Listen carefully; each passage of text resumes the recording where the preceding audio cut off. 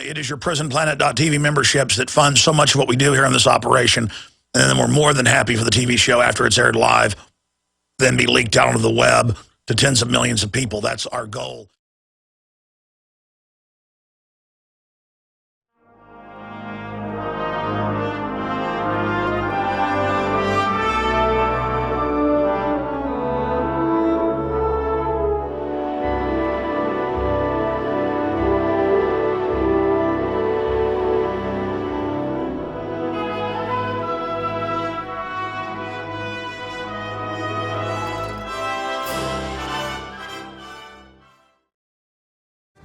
I want to try to control myself today and really calmly go over where we stand as a human population on this tiny planet and really break down the nature of the ruling class that is in control of our society and why they are engaging in a war against humanity, a war against intellect, a war against health, a war against truth.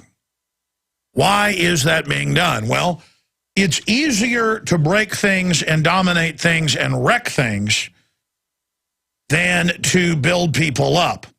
And the globalists can just barely pull out every stop and engage in every dirty trick and do the most horrible things they can get away with against humanity and maintain control.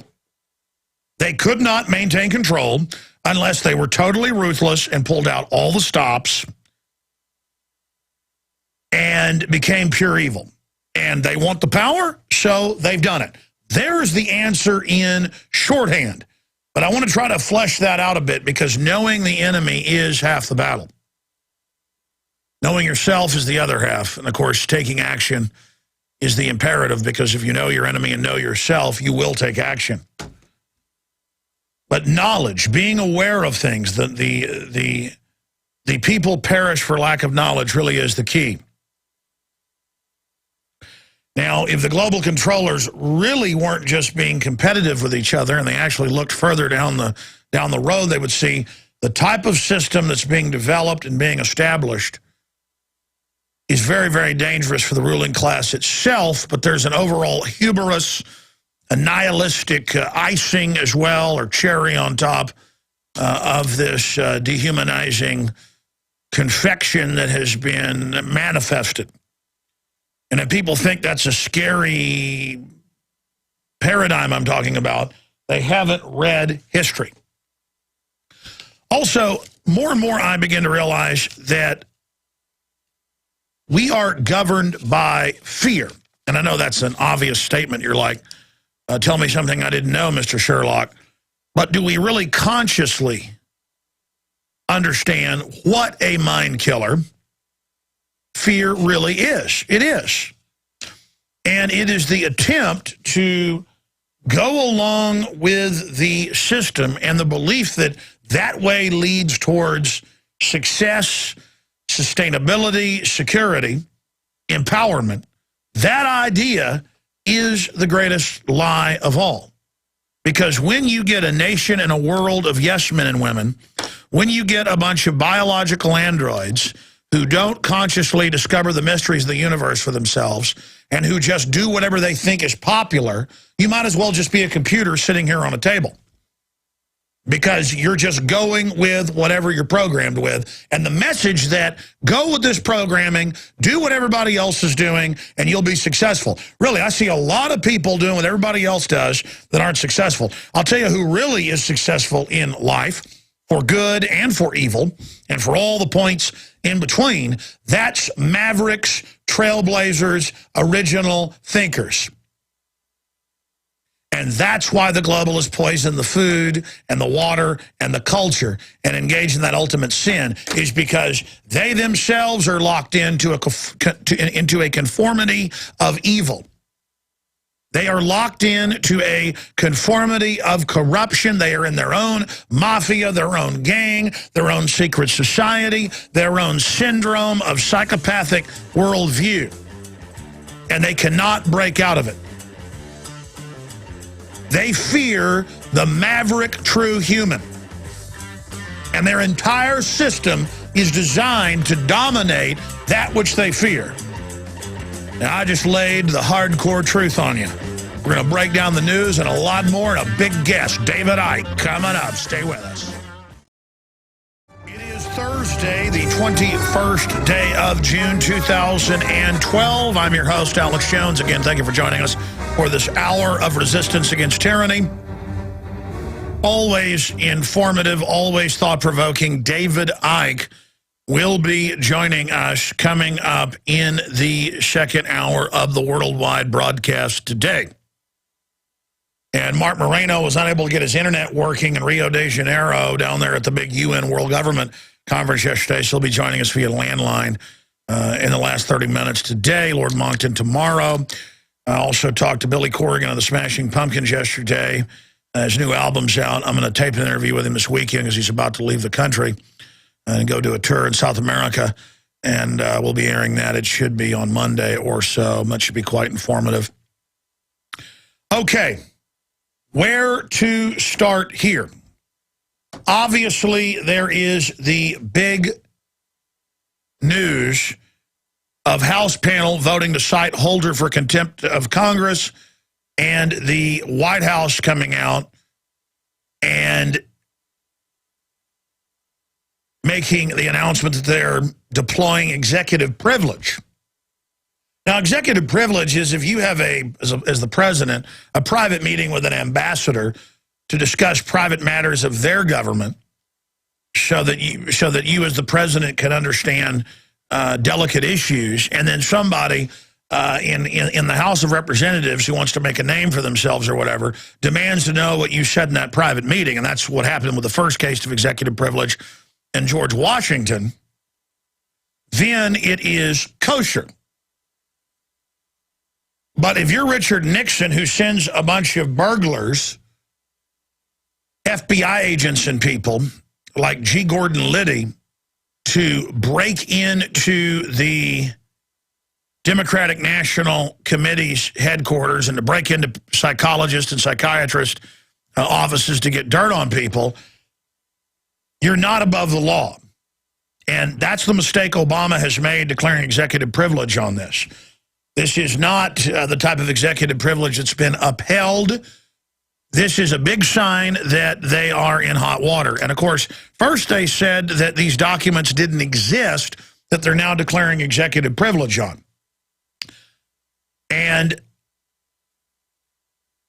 I am going to go back. In fact, maybe later in the broadcast today, because Rob Dew is out getting some equipment right now. I meant to tell him yesterday to get this. Or actually, I did say it over air, but never personally gave him the message that I want the newscast we did earlier this year with the news clips from 2 years ago, plus of the Attorney General, Eric Holder, the head of Homeland Security, Big Sis, Jan Napolitano, and others, talking about Fast and Furious and Operation Gunrunner in press conferences and talking about how they'd launched the operations. Now, the details weren't known. They were vague, but by admitting the programs, there they are admitting that obviously they, the heads of these big agencies, had given the orders. And the FBI, the ATF, the Border Patrol, the Coast Guard, and 4 other agencies, this all came out in the Chicago Tribune a year and a half ago. This all came out in the El Paso Times a year and a half ago. This all came out at Infowars.com and PrisonPlanet.com almost 2 years ago. In fact, we're always so busy covering the next news story that we rarely toot our horn. And look, we told you a week into it that Stuxnet was an Israeli-U.S. created program, probably working with Microsoft, according to our top tech experts that we had on. The Washington Post has been congratulated yesterday for breaking the fact that it was an Israeli-U.S. government/industry weapon, and that now a spinoff of that, the Flame virus, is wrecking computers all over. And the government is simultaneously saying, give us more cybersecurity to take your rights away and to spy on you and put control hubs in everywhere in the infrastructure of all ISPs, even more that are there now with all the EAS crud, or emergency alert system. And they are now pushing this entire takeover agenda on the backs of viruses they launched. Just like our criminal government, illegitimate foreign banker-occupied system. I mean, it's not the government. It calls itself that. Created Al-Qaeda. Had the hijackers trained at U.S. bases. We don't know exactly what happened on 9/11, but, I mean, it's a fact. AP, Reuters, Newsweek, that generals and colonels at the bases said, my gosh, these guys on the news all trained at our base in spy training in Florida and California, and they went public. And it was just swept under the rug. Never mind Muhammad Atta and the other hijackers with their government credit cards and living with FBI informants and visiting topless bars and being protected and running drills of hijacking jets. We know they were agents who thought they were taking part in drills that go on all the time. Try to get bombs on planes, try to get guns on planes. You know, that's why cops and others, if they try to hire you the feds do to take part in a drill, most of the time it is a drill. But sometimes they're going to blow up a building and say, you did it. They're very sophisticated. Have you seen Arlington Road, where the terrorist? It's a very sophisticated movie because they imply they're really a government group. You watch the movie, it's very sophisticated. They tricked the professor, who they've profiled, who's a constitutionalist, into showing up thinking he's about to stop a bombing, and then he actually triggers it so they can have him as the patsy on the news. And that's the type of stuff they do. So you better understand that's how this works. The guys on 7/7, led by known MI6 agent, Fox News, BBC, Reuters, look it up. Exact drills of exact targets being hit at the exact same time, look it up. London Underground drill, they tell the guys, take these backpacks on. They were supposed to hit 3 buses and 3 trains, but instead they only hit 2 trains and a bus. A bunch of them figured out what was happening, ran for their lives, were gunned down at Canary Wharf. That even came out but was shut down. Guys are running, the police shoot them, kill them all right there on the spot. Later they killed a bunch of witnesses as well. I mean, this is what went on. I mean, the police would walk up people in the street and on subways for weeks after. All right, hold them up against the wall and unload a clip right in their head, just getting rid of witnesses. Because they carried out that attack. And they got these secularized Muslims who wanted to climb to the social ranks and had been hired as informants to take part in drills, and they sure did, didn't they? They sure did. Exact bus and exact trains at the exact time and exact location. ITN, BBC, I could play the newscast for you right now. I've played it probably 50 times. If you don't believe me, just type it in. ITN, drills of 7/7 bombings, or BBC, drills of 7/7 bombings, and you'll have them admitting it. And why? To hide it in plain view, because if everybody's freaking out that took part in the drill and figuring out they were set up and used as cover in case other agencies that weren't part of it discovered it, or if things went wrong, they start speaking out. The program in the psych warfare manuals they're using is to go ahead and hide it in plain view and come out and say, oh, yes, we're running a drill of the exact same targets, exact same time, exact same place being hit. It's quite astounding. And then people see that and think, well, I don't have to whistle blow now. This is admitted. So I'm teaching you psych warfare secrets here, like a magician showing you the tricks. I've just reverse engineered it all. Later, I get declassified documents. It's exactly what I've already reverse engineered in my mind, but literally word for word, because I'm watching them do it and they're following manuals, so I'm seeing word for word what's in the manual. Let me give you another manual for false flags that, by the way, was in one of the WikiLeaks documents the Army admitted was accurate. Army captains and above who were in Black Ops Special Forces training for force multiplication have been taught at least since 1986 how to stage false flag terror attacks as a force multiplier. You're outnumbered 100 to 1. You know, in a month, the local group's going to invade that area. You commit a massacre. You kill a couple little kids down by the river, leave enemy mementos there to get the local tribe to unify behind you. And the argument they give these commanders is, you take the little kid, you hang them. It's very sad, but you'll save hundreds of children. You're strong enough to understand that, aren't you, Captain? Yes, sir, I'm ready to take this mission. Good. And 10 years after you've been killing little kids in the jungle in Force Multiply, you're loading explosives into World Trade Center 1, 2, and 7. That's how the twisting to the dark side works. Would you like me to continue here today? Because believe me, the system doesn't like this. People say, well, why are you still alive? Because if they kill me, it will make me a martyr, and everything I've said will then be seen as prophetic. They still may do it. People say, well, then why are you speaking out? Because there's no future unless we beat these people. They've made the decision to be more evil than evil in the name of protecting society, and it doesn't work that way. It's like the Ring of Mordor. It's been turned towards evil, and we're all going to hell in a handbasket here. How did I go from the hijackers and drills off into black ops and off into how they set people up? I don't know. The point is that it's all extremely important, and you need to be made aware of it. And I guess false flag attacks is on my mind, because if I was Obama and the cliques and the power structure that support him, the gangs and the overall governing predator class that are using him as a pawn right now, they're either going to go ahead and let Obama be destroyed, maybe even impeached, or they're going to use this to trigger the pretext for the Phoenix to rise again with false flag terror attacks. So that's probably why I'm getting off into terror attacks. Oh, I started getting off into terror attacks talking about how the West runs Al-Qaeda.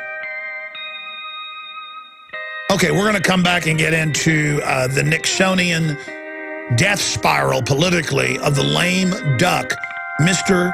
Obama, straight ahead. Okay, I want to get into the news here ahead of David Icke joining us, and then we'll have open phones for part of the interview with David and calls into the third hour today with Moreno popping in from Rio de Janeiro. Again, he couldn't make it yesterday because of internet problems.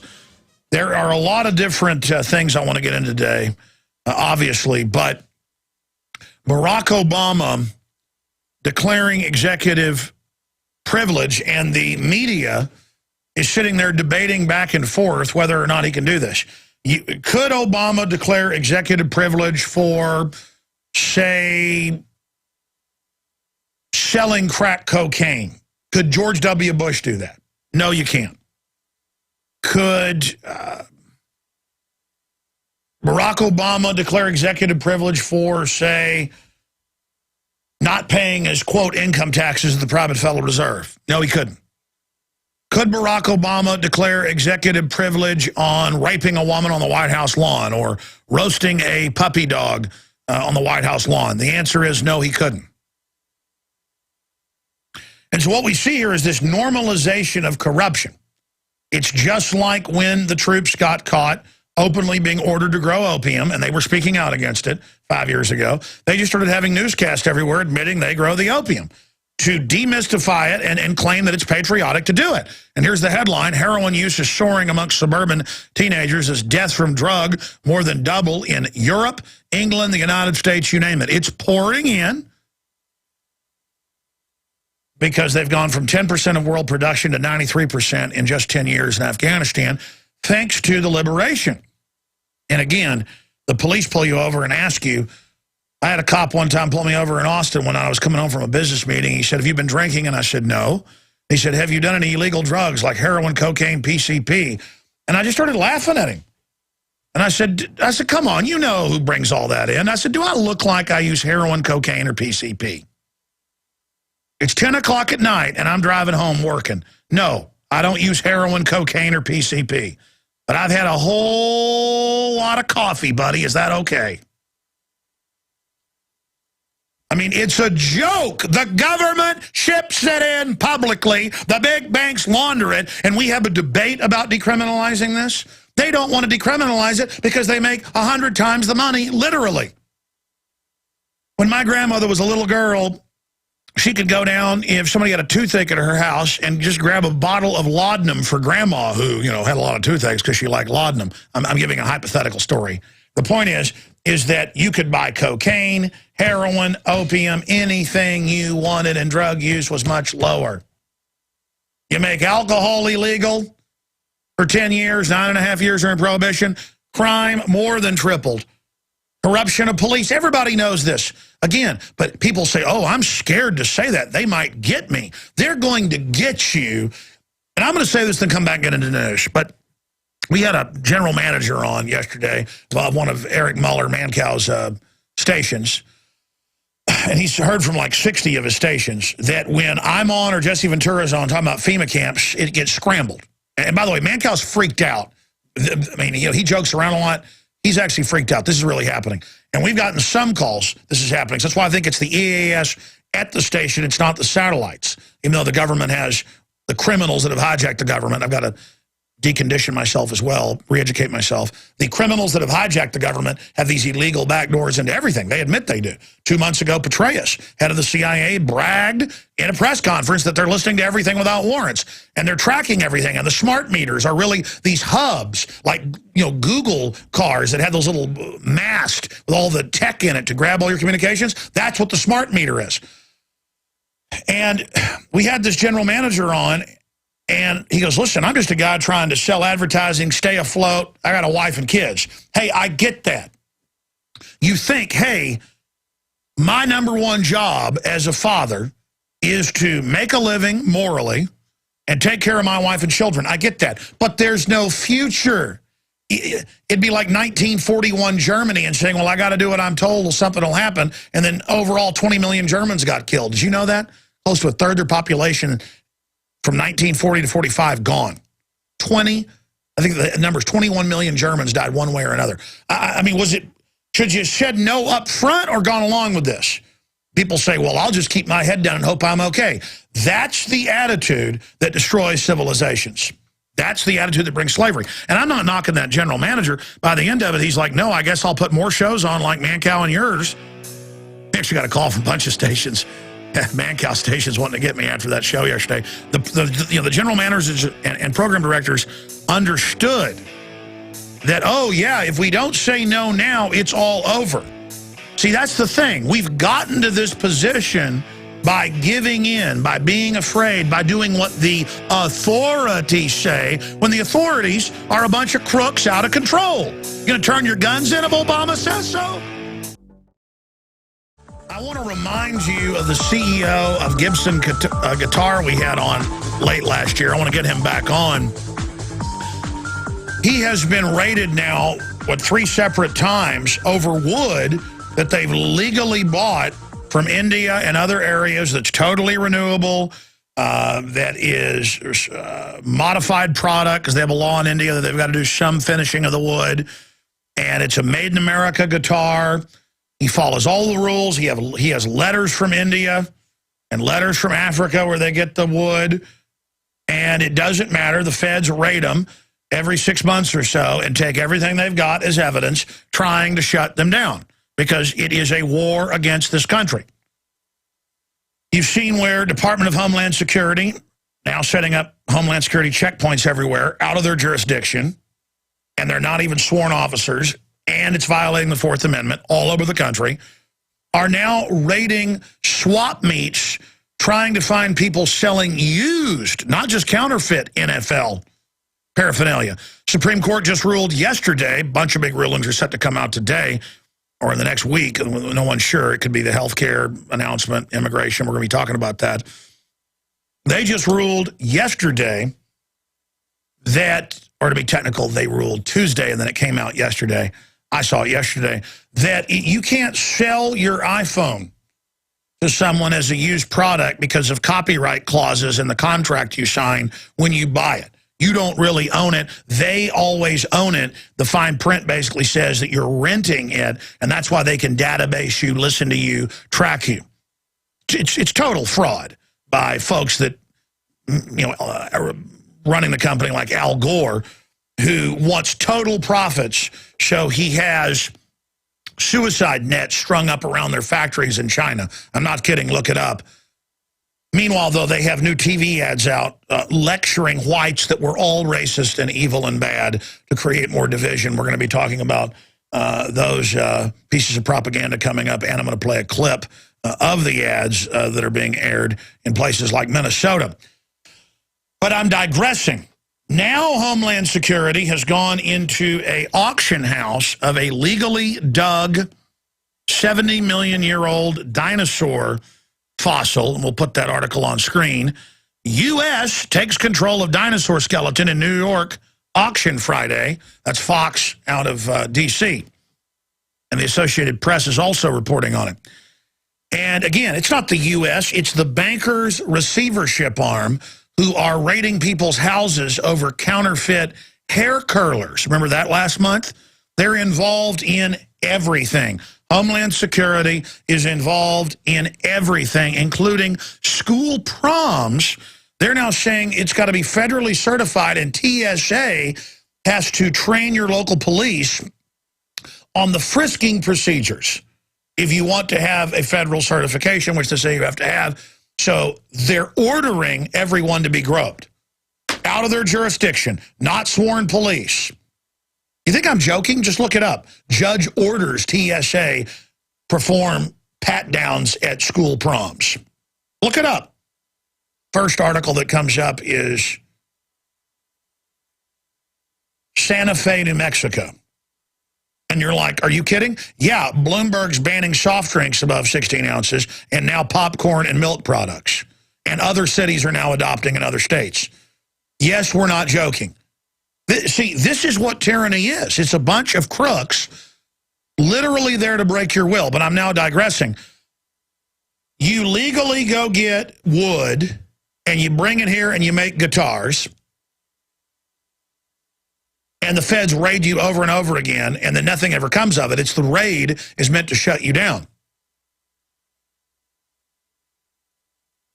You go dig up a dinosaur, and I mean, these things are literally just all over the place. They've dug up a whole bunch of plesiosaurs, you name it, in the Onion Creek, Lake Travis area. I mean, I find all sorts of incredible fossils on a routine basis. Arrowheads. I'm now seeing reports of where if you find an arrowhead on your own land, the government is coming and trying to grab it. They're just a bunch of crooks. You've heard about police all over the country now, pulling people over and taking $500 out of your wallet. No judge, no jury, no arrest. They say, you give me this money or I'm going to arrest you. Well, I'm not going to give you the money. That's the only cases we know of, because then they go ahead and arrest you. We're going to take the car, too, and say that's drugs. Meanwhile, the Marines and Army are growing it. But let me show people watching on PrisonPlanet.tv, not just listening on the radio. I happen to have a 60-plus million-year-old crocodile skull here. These things are so plentiful, they're not even very expensive. This one comes out of Morocco. And when I bought it, they told me these are going to be a lot more in a year. I bought it as a present for my dad. I'm borrowing it to show viewers. That human skull is one that my dad had from medical school. That's a real human skull right there by the crocodile skull. I'm going to have a piece on this on Monday. I'm just going to leave it at that until then. You'll see what the piece has to do with. We're going to premiere it here. And then for all the radio listeners, you can go to Infowars.com, and we'll have the video posted there for everybody as well. So don't feel left out. But there are the two skulls, one 65 million years old, one man who died in India in the 1950s. That skull's from India, speaking of products from India. India later banned the exportation of human bones because, in the old days, they were almost all from India, and that's why we didn't have plastic bones at medical school and dental school.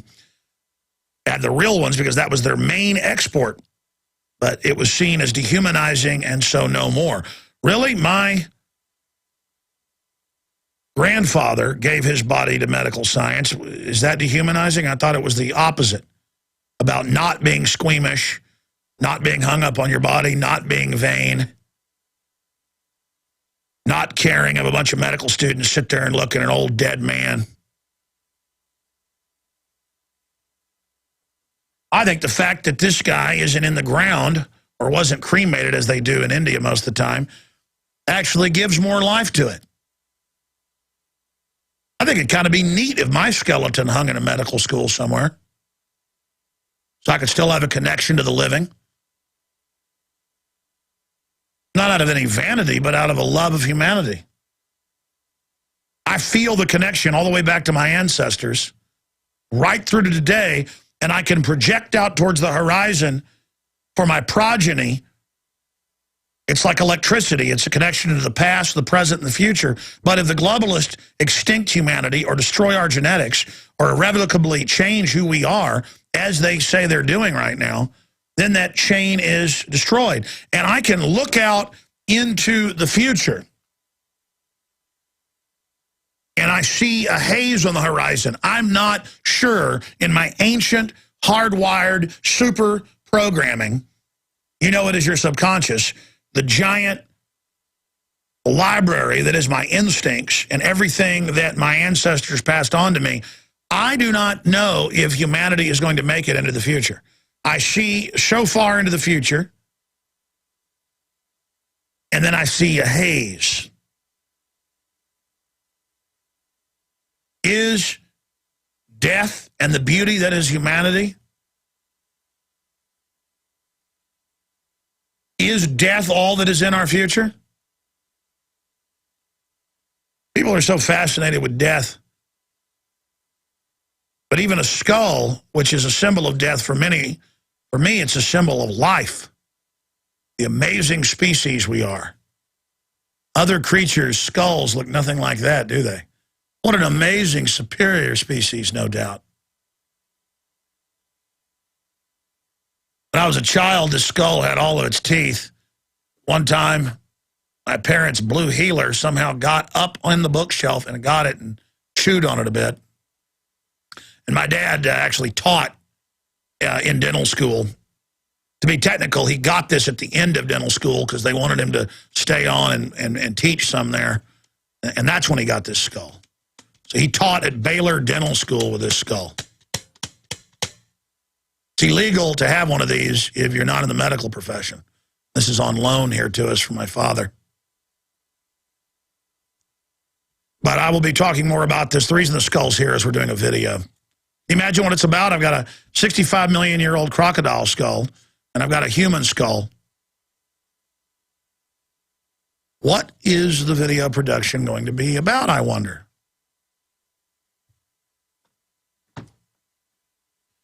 Okay, enough of that. Getting into the nature of fear. I talked to grown men, and going back like 15, 16 years ago, people in business, government, you name it, they would come over and talk to me in a restaurant or on the hike and bike trail or at the Capitol or at a radio station, and they'd say, you know, you're right about a lot of this, but what are you going to do about it? You're going to protect yourself, Mr. Jones, if you try to join the system and work within it to be a balancing force. And I'd say, well, there's no balance when we're headed 1,000,000 miles an hour towards total dehumanization and enslavement.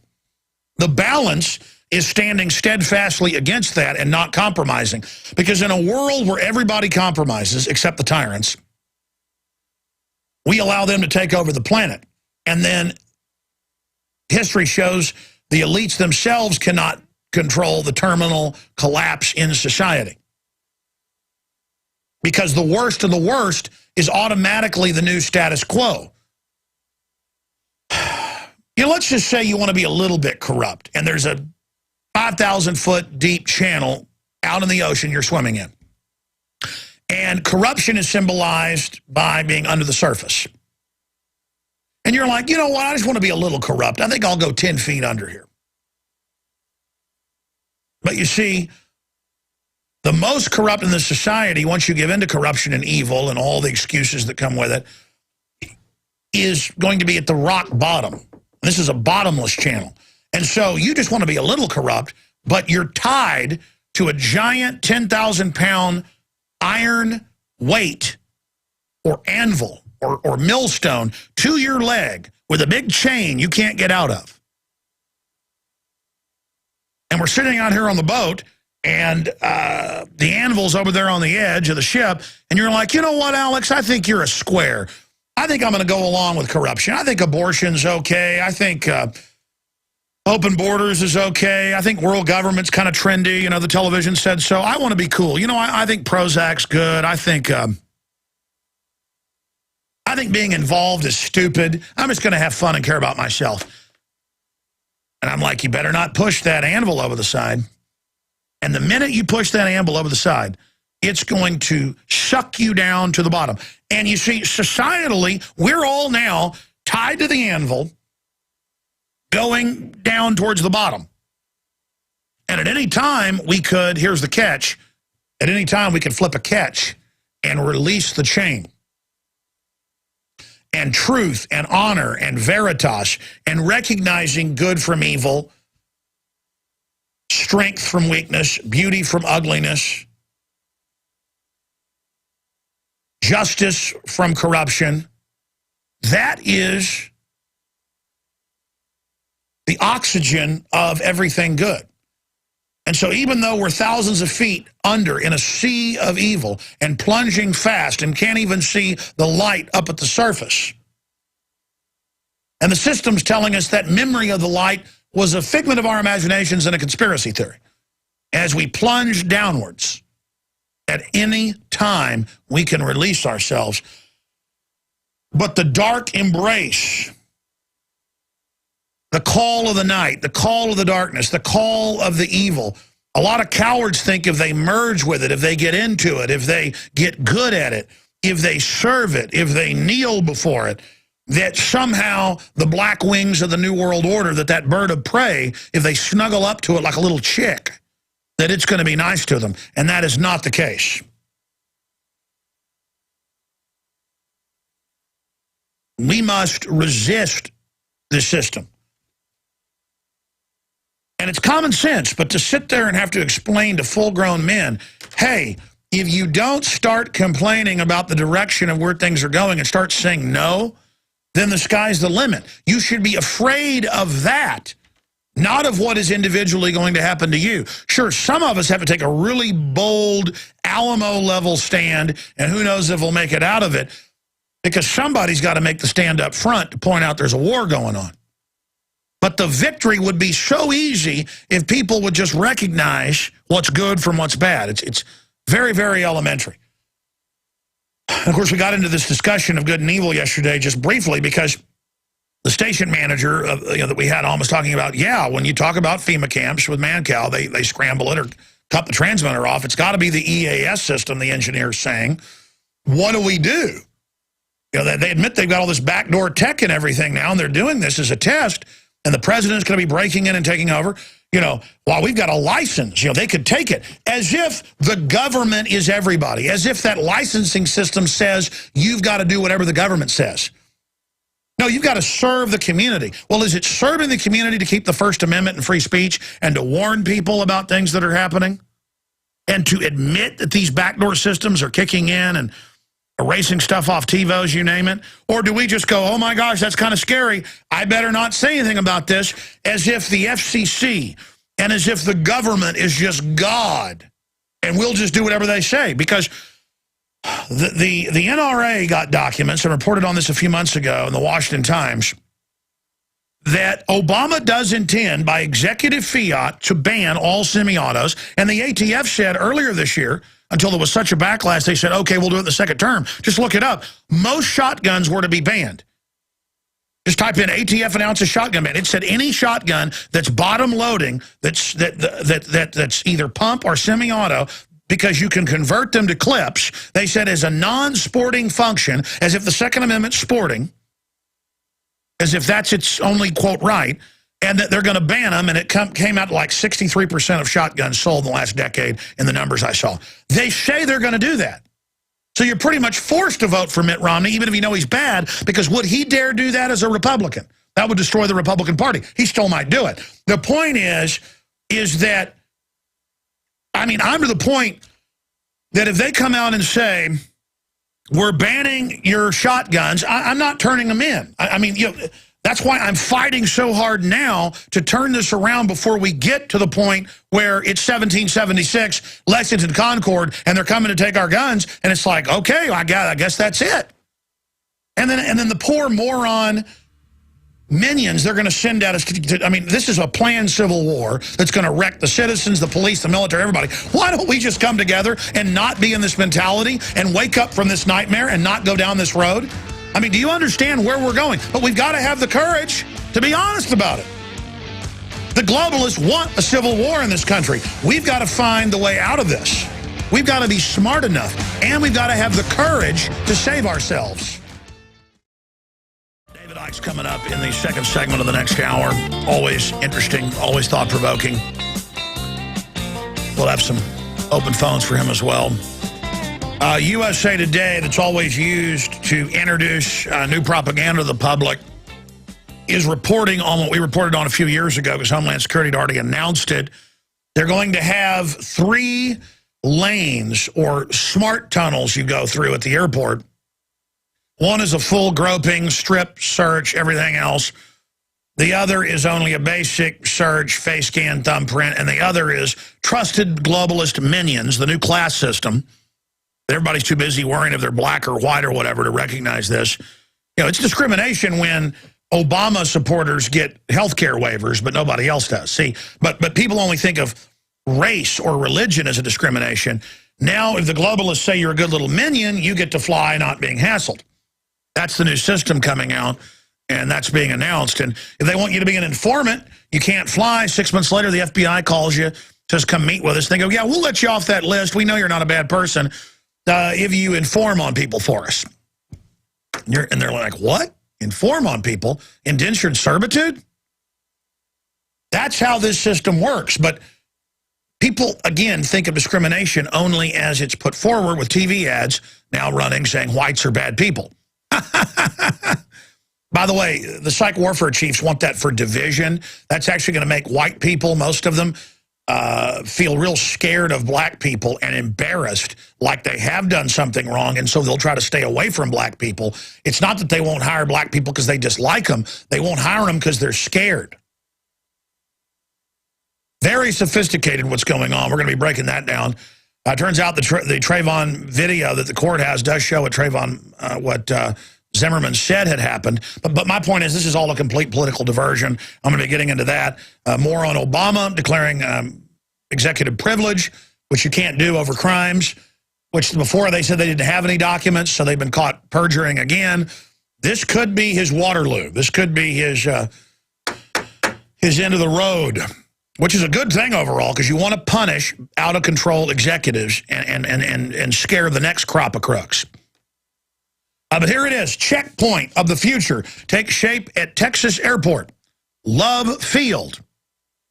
That's the airport right in the middle of Dallas. Yeah, it used to be great to be able to fly to Dallas in 25 minutes. Back before the TSA, I could just fly up there, see family. Before I got a girlfriend and got married, go fly up there, go see girlfriends.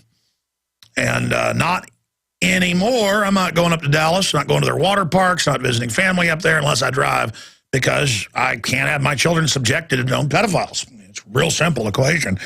You're like, you won't let your kids be grabbed and groped by men with weird mustaches, with pot bellies as they lick their lips? No, I won't.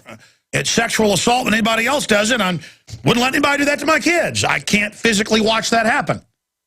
I would become very physically angry. Things would not be good.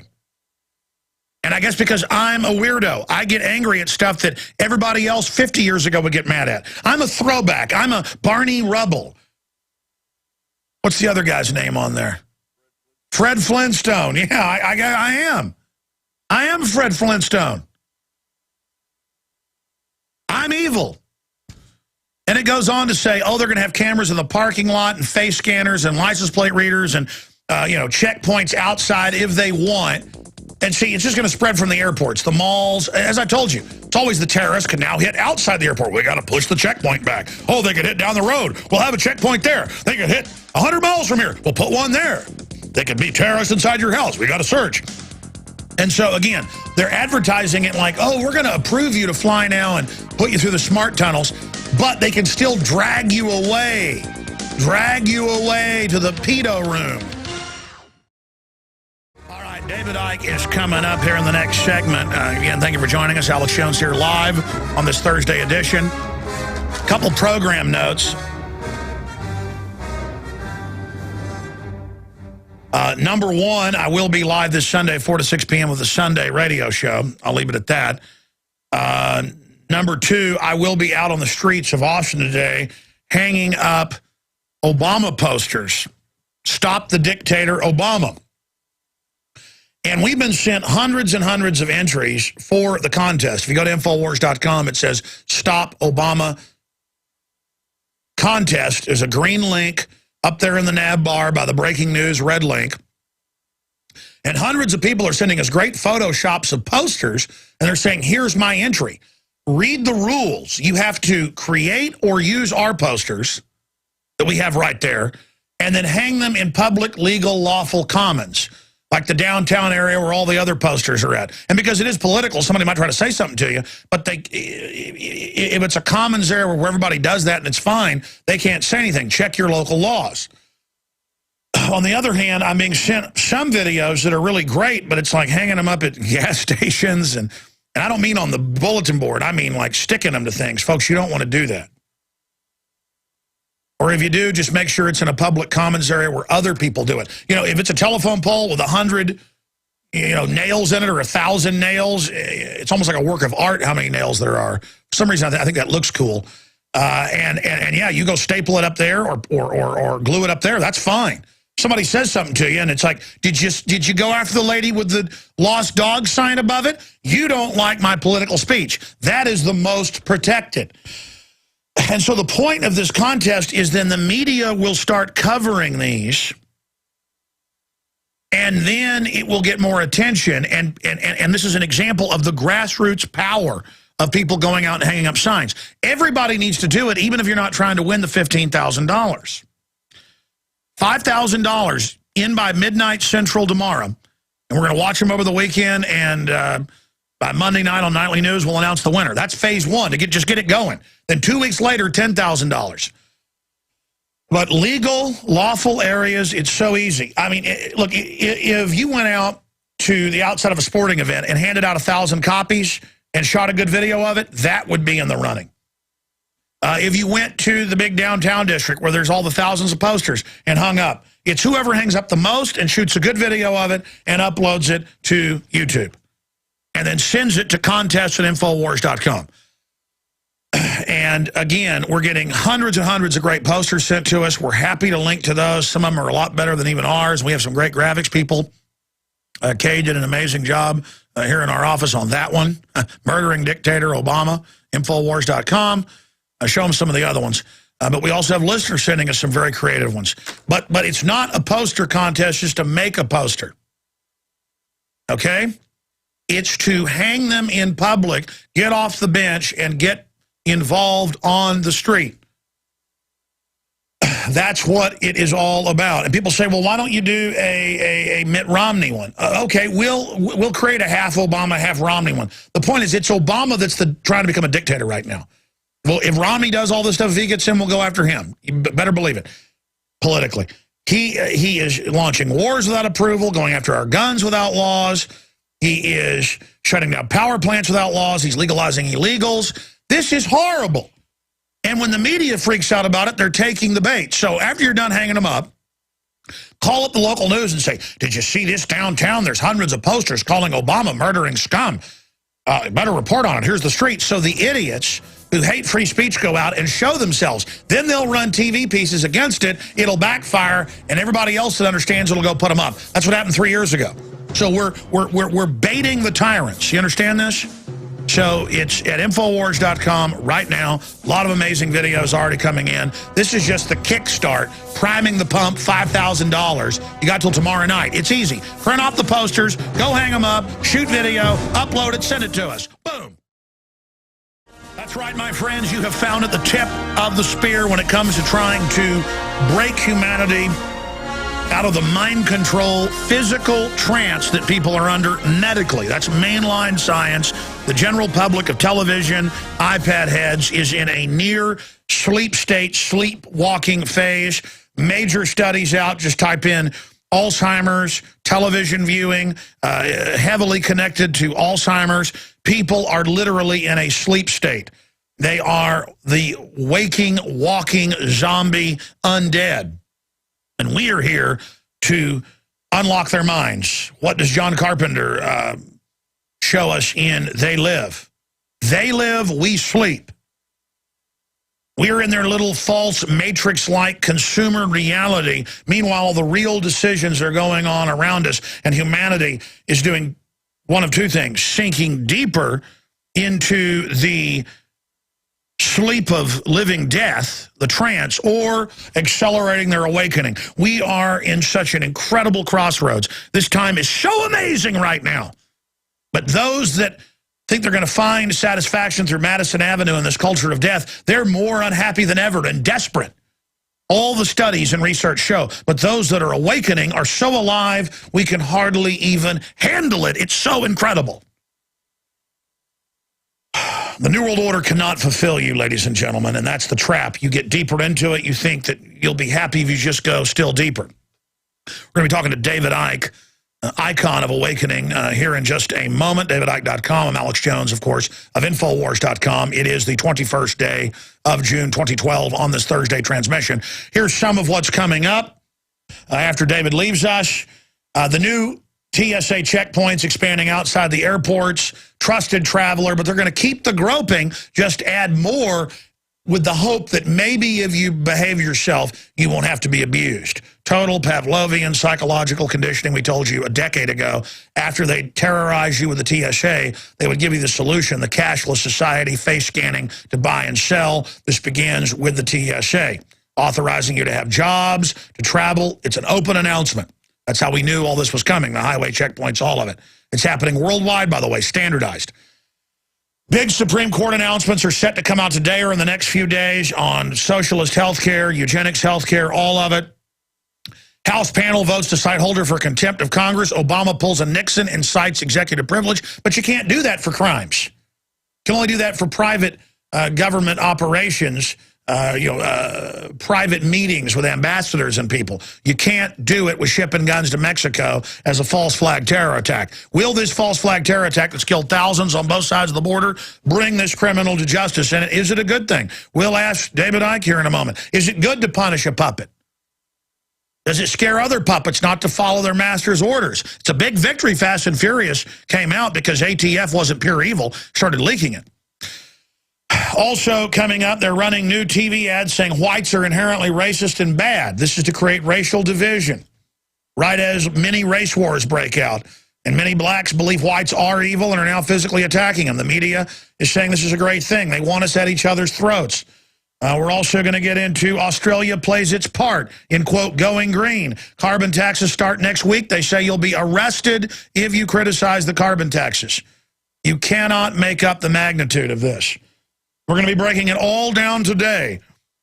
And joining us now is David Icke. I haven't talked to David, best-selling author, former champion goalie, BBC anchor, news and sports.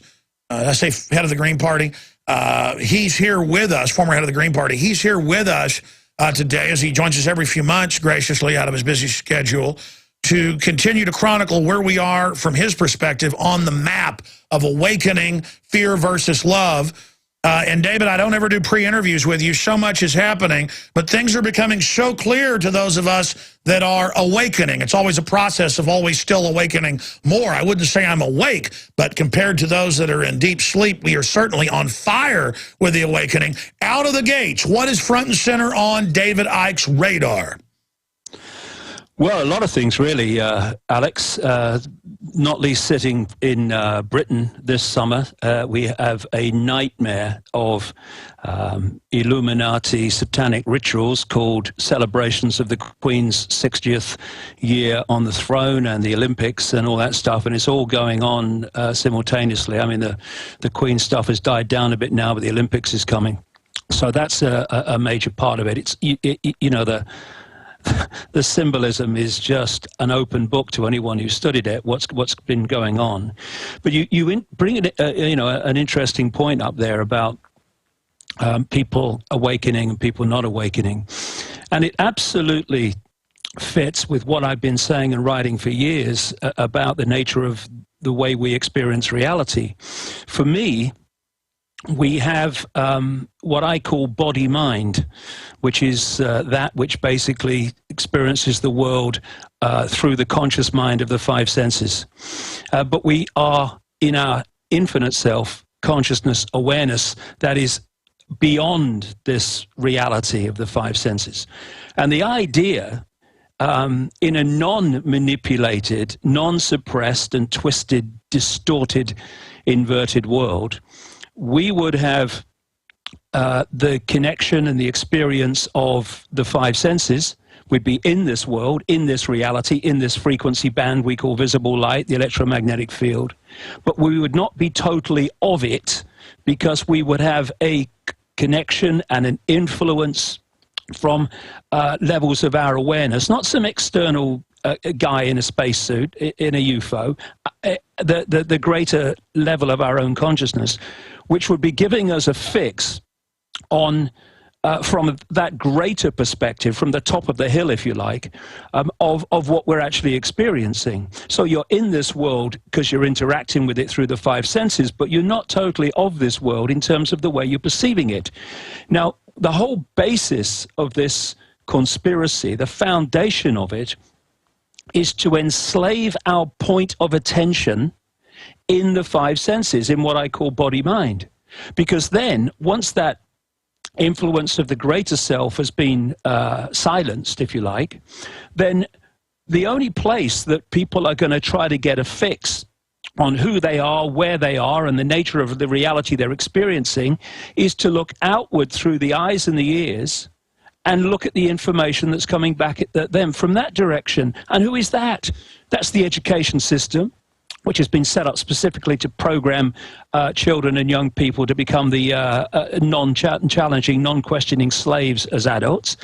It's the global media 24/7 in all its incredible forms now and expressions, which is feeding us a fake version of reality and a program version of reality. Peer pressure's doing it from people who've been through the same system. Parents are doing it to children because they've been through the same programming. And so it goes on. And so you get locked in this reality of little me, of I have no power, of I'm so limited, which is where they want us. But when you start to awaken, you know, these truisms, these phrases that we use and throw away all the time have profound truths in them, like, will you open your mind? When you open your mind, you let other levels of your awareness in, and suddenly you are not only seeing things, perceiving things that you couldn't see before, you're now seeing how dots connect, which you couldn't see before. Sure. Because you were in the world of the dots. Now you're accessing a level of self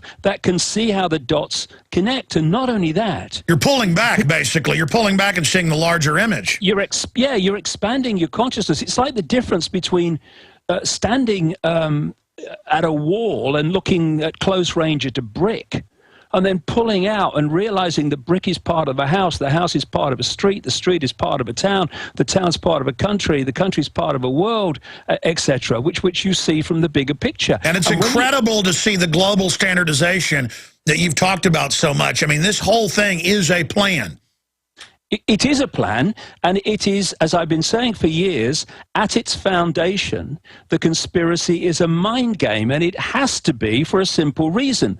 The number of people in full awareness, or even major awareness, of what's happening and why and where the direction's going are so tiny compared with the target population that they cannot do it physically. They can in small areas with soldiers at the door and tanks in the streets, yes, but they cannot do it to 7 billion people. The only way they can do it and control 7 billion is to get them to perceive reality, perceive self, little me, no power, and all the rest. It's all a magician's trick. That's what the big government buildings are about. It's what the black uniforms are about. It's what this idea in all the dramas and shows about superheroes. The general public are cowardly and weak and pathetic. Only supermen can get something done. And now I go out and look at the public. They're so incredibly timid from just the way they were 20, 30 years ago when I was in high school and college.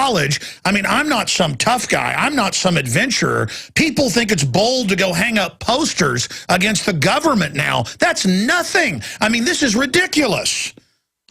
Yeah, I mean, this is very much a time of a fork in the road, and which fork we take is completely in our power to decide. But it's a fork in the road between those that are getting pulled more and more into the five senses and the narrow, myopic perception of reality and personal power, and those that are awakening to the opposite. And what happens when you awaken to that greater self is something else happens, which you kind of alluded to earlier, which is that you start to get energized, because the more that we are imprisoned and enslaved in the bubble, that bubble is a bubble of energy as well as a bubble of awareness, and thus it constantly limits the amount of energy that we're actually working with.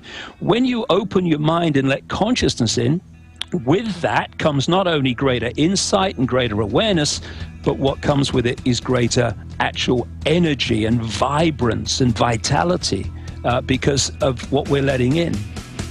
Well said, David Icke. Let's look at what's happening in the 5 sense world, straight ahead and beyond. Strange days have found us, my friends. They've come to destroy us. All right, I want to talk with David Icke in this short segment, long segment's coming up, about the endgame master plan. I know he's written about it, he's talked about it, he's got a new book coming out. And I agree with a lot of his analysis about, the nature of these people, whether they're delusional or not, who they think they are, what they're into, the occult, the fact that they see us as animals, the fact that they love suffering and pain. They're not like a normal person. It's a guild of psychopaths. And then some. They certainly believe what David Icke says they believe. Now, whether that is the case or not, whether they are what they think they are, the point is these people are out of their minds.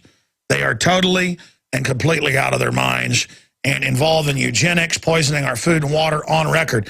David, this stuff's all coming out now. The Rockefeller documents, the UN's announcing they want to reduce population. Time Magazine, Newsweek are saying kill old people, kill children up to age 3. They're trying to get everybody just to accept pure evil that every culture knows is bad as good and say that good is bad.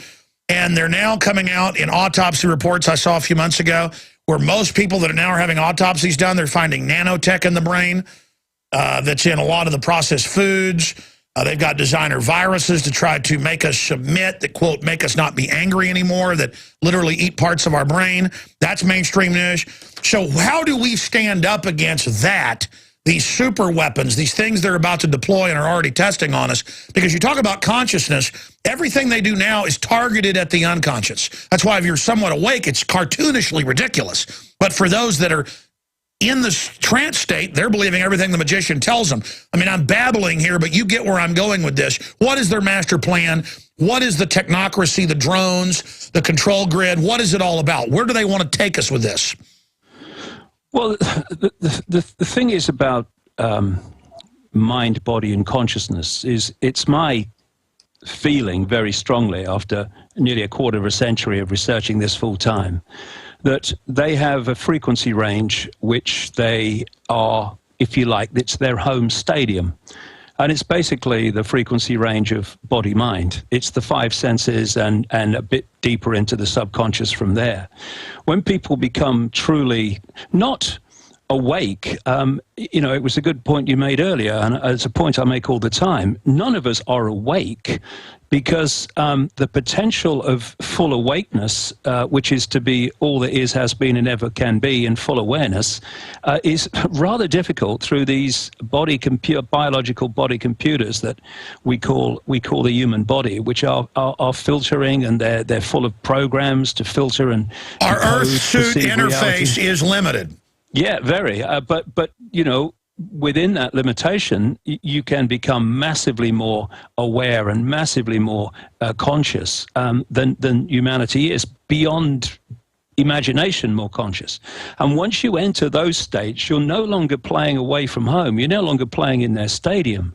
Not only can you see things that you can't see through the 5 senses, because it's basically looking, through the wrong end of a telescope when you get caught in the 5 senses alone. But you can also disconnect energetically from them, and they don't have the same impact upon you.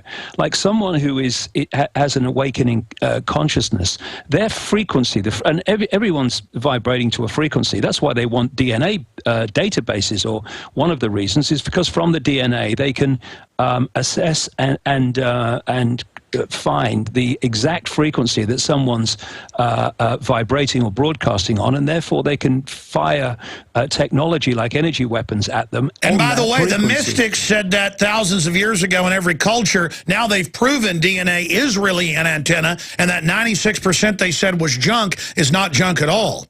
Well, this is an important point. You know, it's something I've gone into very, very deeply in the last little while, and I am today. I've been sitting in this seat now for 13 and a half hours since 5 o'clock this morning, actually working on some of that stuff. And, you know, what is happening is, you know, there's a Russian scientific research, there's some been done in America, where they found a language. This is so important.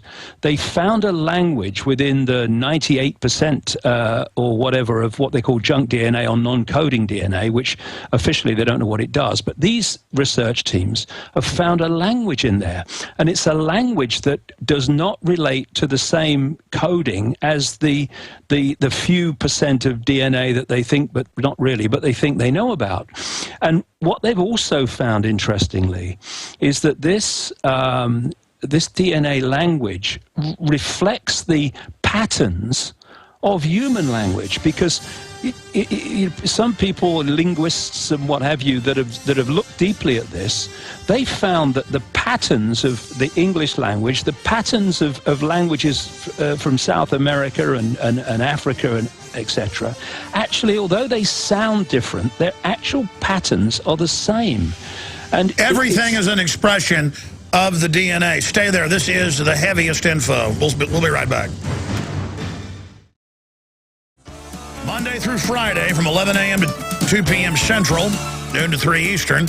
We're here live. Thank you for joining us. Georgia, he was looking for a soul to steal. He was in a... Our guest is David Icke. He'll be with us about 15, 20 minutes in the next hour, and we'll be taking some phone calls later in the hour. If you'd like to join us with any questions or comments, 800-259-9231, specifically for myself or David Icke, 800-259-9231. Now, again, I've studied eugenics. I wanted to discover what the globalists actually believe. They're occultists. They believe that they are the descendants of advanced extraterrestrials. They call it directed transspermia. And I have broken down the secrets of Prometheus leaked. That film, that clip I did has about 500,000 views on YouTube, so you know you're finding the right one. And I'm not saying I believe this. I'm saying the global controllers say this. And by the 1850s, and I'm talking Galton, the Wedgwoods, the Huxleys, the Darwins, if you go back and read, and we've got all this research, the Darwins and all of them thought they were starmen. H.G. Wells was just their front 50 years later. He worked for those families on record. He wanted world government, a super science class, getting rid of the family, merging with machines. They envisioned this. Darwin, if you look it up, believed he channeled it.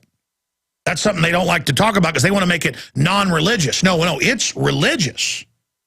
It's totally religious. And you see as I predicted accurately, because I had the script, in Prometheus, it's really humans that seated themselves on Earth. That's what the globalists believe. They believe that they are made in the image of God, but that they are God and that the aliens are God. And that they have been genetically basically spliced. And you can argue that's the kind of stuff that's in the Old Testament and things. But the point is, whether you believe this or not, I don't want the New York Times saying I'm saying this. This is what the establishment believes. And if you look at the ancient symbol, several thousand years old, the caduceus symbol, I'm halfway pronouncing it right, the two twisted snakes, the symbol of medicine, and then you look at the symbol of DNA, there it is. Now, again, the point is there's a lot of things the controllers know that the general public doesn't know, but if you really study them, you realize what David's saying. The actual controllers themselves are enslaved and locked in, and they're very into programming. They're very into ritual. Look at the Queen of England and all the things they do. The truth is, they're only in power because they're ruthless. They're like cancer. Doesn't mean it's dominant. Okay, David, I'm ranting. You've got the floor. Break down what I'm getting into here. If you have any comments on Prometheus. Well, yeah. Well, I could talk for the next 3 or 4 hours on this subject after researching it in such depth for so long, and I'll give you my fix of it after all this time. What movies like Prometheus and so many others are doing now, they're telling us and it's a part in a big way about preparing us and programming our perception to accept it, that there was extraterrestrial non-human intervention in human genetics. I've got a grandson who's I think he's about 5 now. I think just past 5. And I was round at his house the other day, and he was reading this little book, and this book was for kids of his age, and it was a story about shape-shifting hybrids, hybrid genetic people and super people and all the rest of it, all the stuff that you're getting in these movies. This is basically what happened. Human genetics was manipulated to turn us into a slave race. And it was done by encoding junk DNA, non-coding DNA, with emotional and perception programs, which if we get pulled only into the 5 senses and the lower mind, then those programs run our lives. And it is quite possible, people will be shocked by this, but it is very possible, and probably very likely, it's not uncommon, that people can go through their entire lives without having an original thought or emotional response that hasn't come from the DNA biological software program. Now, these bloodlines, these so-called elite bloodlines, they are different. They are different because they've got a different programming. They were specifically created with programs running in their junk DNA, which delete, first of all, and my goodness me, this will explain a lot of things, which delete the ability to manifest or feel empathy. They have no ability to feel empathy or to put themselves in the feelings of those who they target, their victims. None at all. 3,000 dead on 9/11, pepper bombing Tripoli, not a problem. Making kids starve in Africa in a world of plenty, not a problem. There's no emotional consequence. They cannot decode it. They cannot filter it. And the other thing that's in other things that's in their DNA is that it is programmed to worship these entities as gods. And this is what Satanism is about. Satanism is making human sacrifice to the gods. Now, who are the gods? They operate outside of human sight, which is pathetically narrow, what scientists call visible light, which is the only frequency range that we can decode into what we see as a world of the conscious mind, is so tiny, it's unbelievable. Even mainstream science says that the electromagnetic spectrum is about 0.005% of what exists in the universe, in mass, matter, and all the rest of it. Some people, scientists say it's a bit wider than that, but not by much. And visible light is only a tiny fraction of that 0.005%, or a little bit more in the eyes of some scientists. So we're actually basically blind. And now, I've got a quote here from an article on DNA, which says this: from the characteristic form of this giant molecule, a wound double helix, the DNA represents an ideal electromagnetic antenna. On one hand, it is elongated and thus a blade which can take up very well electrical pulses. On the other hand, seen from above, it has the form of a ring and thus is a very magnetical antenna. So we are picking up, like a radio or anything that's a receiver transmitter, we are receiving and transmitting on the frequency that the receiver transmitters are tuned to. And what the idea is, and this is what the impact of this radiation agenda, of the mobile phone agenda, of the food and drink chemical agenda, probably of the chemtrail agenda, too, in part, everything has many reasons, is actually to manipulate the DNA so that it receives and transmits on a narrow and narrower band, which means that we are bringing into our awareness, our daily perception, less and less and less, unless we're conscious. So these are psychological warfare overlay compulsions, and the globalist Again, all I know is this, David, and this is what gives some credibility to what you're saying. Certainly their psychology is what you say. They believe what you say. I've studied them. That's why they do these rituals. They, in fact, they just don't feel empathy. They actually enjoy hurting innocents. That's why every culture is run by a weird secret sect that demands you bring your babies to them so they can chop them up, cut their hearts out, throw them into pits to idols, eat them. You know, I mean, that's not normal people. Why does every society manifest that group? Regardless, this is what we faced with this system. But just to correct myself, it's not directed panspermia. I was saying directed transpermia. It's directed panspermia. And folks, look this up. This is in the big scientific books, you know, the Reuters, New York Times, the Huxleys, the Wedgwoods. 160 years ago, this whole school comes out and says, we're going to discover this DNA. We're going to do, and they created all the modern sciences, psychology, biometrics is 160 years old. Everything we are today, modern medicine, this group out of the British Empire, if you study it, it always leads back there. They created this modern world, and that's how they could write about atomic weapons 50 years before they were out. They could talk about DNA 100 years before they discovered it. How advanced is the secret technology they've got? Because in deep research of their own writings, there is no way they just envisioned all of this. What's happening? Well, what it is directed information. That's what it is.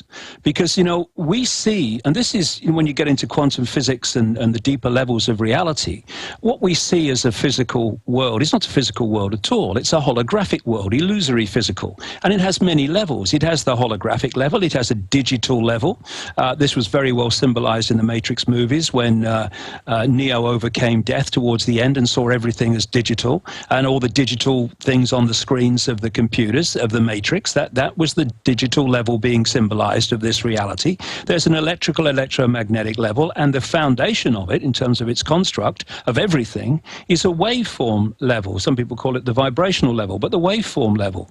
And therefore, everything we see in the holographic so-called physical world, whether it's food or drink or any of it, is actually in its base form a waveform information Energy. field. So when you consume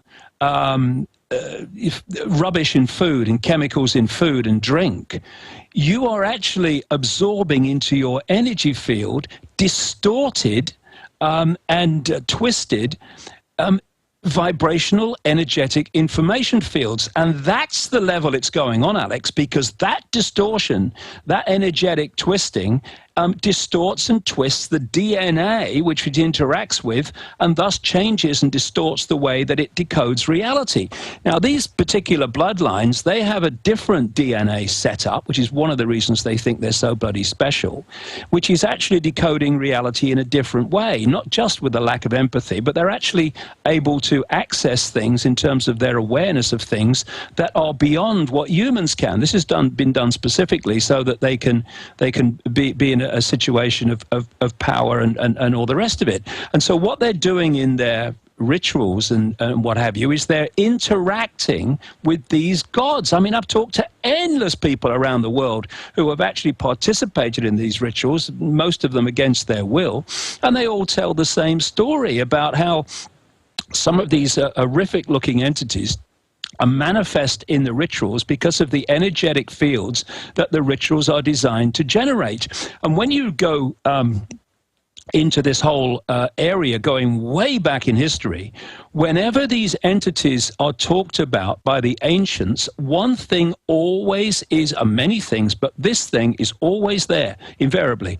They demanded human sacrifice. Credo Mutwa, a high Zulu shaman who's in his 90s now, a library of knowledge of ancient African lore and legends, he says that the legends say very clearly that cannibalism was introduced by these entities because they demanded it. And from what you've researched and what have you, and others that have researched this, these people do drink blood and eat the flesh. They do.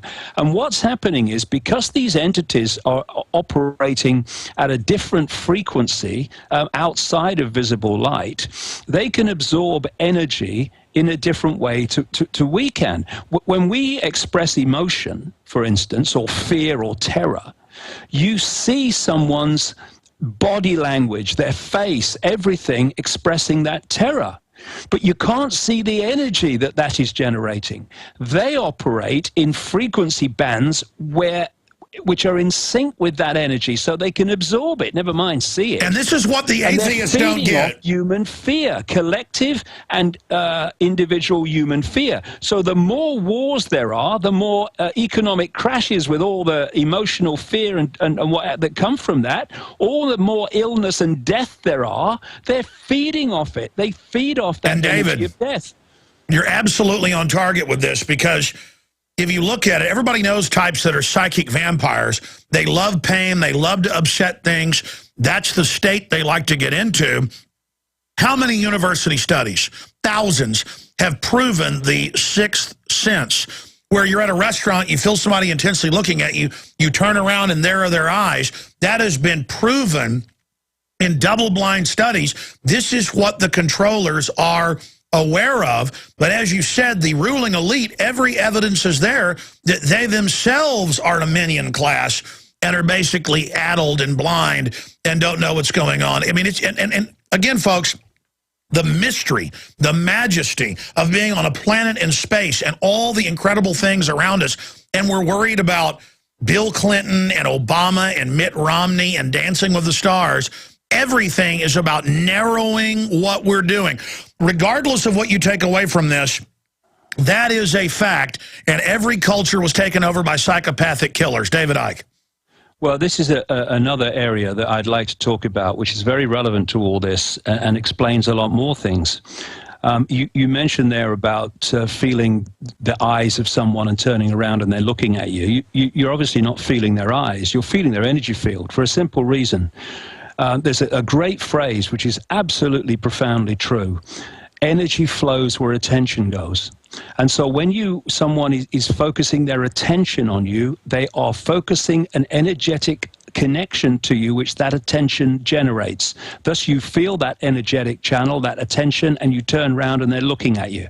Now, this brings us into a massively important area to understand why these people put symbols and what have you, like the all-seeing eye and the flame and all the other things all around us, and why the buildings are built in certain ways and all the rest of it, and the power of television. Energy flows where attention goes. And what they do is that they create these symbols which resonate energetically in frequency terms to these entities. The same frequency of the energy field is vibrating that those entities vibrate to. Therefore, when people are manipulated to focus their attention upon a symbol of these entities, then there is an energetic channel generated between the person observing and focusing and the entity, just as you feel that same situation in a restaurant when it's an electrical connection, and they're not just sucking power out of everybody like the Matrix. They're also able to send information back. Well, energy is information. Every time I say energy, I'm saying information. The whole universe is information, decoded and encoded information. Everything is. And it's manipulating that information that decides what is encoded, therefore what is decoded, that this whole conspiracy is founded on. So when you come to where I am now, and the summer in London, which is a major, major center of the Earth's energy grid, the Earth's this is a giant worship fest of the Illuminati. Yeah, but why? Why is the Illuminati so, and the families so centered in London? Why are they so focused in the city of London? Why? The answer is because they know, and this is why these pathetically small islands have had such a gigantic impact upon the world. It's because they came here a long time ago and settled one of their centers of operation. Stay there. Got to go to break, Dave. We're going to come back with this. I want to know the globalist endgame from David Icke's research. We're going to ask him that in a moment when he finishes his point. By the way, symbolism is important. That's why I'm saying hang up posters everywhere exposing Obama as a dictator. We have a green link to some of the videos that are coming in the posters at Infowars.com on the right-hand top navigation bar. Stop Dictator Obama, Infowars.com. Also, you support the broadcast when you buy books, videos, T-shirts at Infowars.com or InfoWarsShop.com. Here's our newest shirt, End the TSA. And next time I fly, I'm going to videotape it too. I'm going to wear this through there. And I'm going to see if they get in my face. See, I'm not scared of them getting in my face. I want to draw them out. The system wants it all to be incremental, boiling us slowly. They don't want us to respond to them. So the new shirt, End the TSA. You ought to shoot video yourself with this. I mean, they get in your face, say, yeah, I don't want to be groped. I don't like you putting yourself in the way of travel. But you don't like it? You know, don't mess with my First Amendment. You want a civil rights violation lawsuit? You're not allowed to ask me about my shirt. Bunch of pervs. The point is, hey, they ought to name all these airports Jerry Sandusky International, okay? That's what they're into. And that's what all this is about. Psychologists admit this is training kids for this, which Ike exposes is another thing these psychic vampires do. David, I want to get into all these zombie attacks that are starting, where people just become total animals now. And because I guess from all the zombie programming on television, when they get into a subconscious mode, start trying to eat people. We see this in other cases in history when things start degenerating down to these lower bestial frequencies, as you call them. David, please continue. Well, if I could just finish the point from a few minutes ago. These rituals in Britain and London this summer, the Olympics and the Diamond Jubilee and what have you, they're not obviously selected by random accident. It's been done and prepared for a long time, because the Earth has an energy field, yes, and it has an energy grid of force lines, which are called meridian lines or ley lines or whatever. This is a grid of energy, a grid of information. And where these lines cross, a vortex is created. Where lots and lots of these lines cross, an enormous vortex is created. And these vortexes are interdimensional gateways, because the vortex spins several realities in the same vortex. And I got to interrupt, folks. Even if you don't believe this, the elite in their own writings believe this. That's why they build these Stonehenges all over the world at these sites. Ancient cultures thought something was going on, and the elites of today travel and build in those areas. And London and the British Isles is one of the great centers, if perhaps the great center of this entire global web of information, of energetic information and these ley lines vortexes. Thus, what they do in Britain, what they do in London in terms of rituals and which is the manipulation of this energy field, impacts itself on the entire global energy field, because that's the heart center from which it all flows out across the world. And what we're experiencing now this summer, and we're in the midst of, is a massive double ritual to do exactly that. And of course, one of the especially with the Olympics, but also with the Diamond Jubilee. They admit that's an Olympic. Hitler created it with the rings and all of it. Yeah, and it's the flame. And the flame is also has the potential to be an interdimensional doorway. It's the nature of fire. This is why in their satanic rituals and Bohemian Grove, they have fires. They use fire because they know that no, in Satanism, they just caught a guy doing it a few weeks ago. They burn a child. The burning is very important.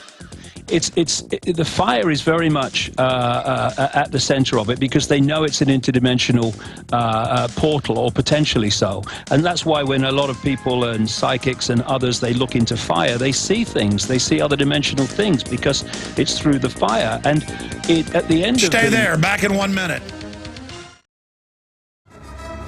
Okay, we got one little short segment here with David Icke, then another segment.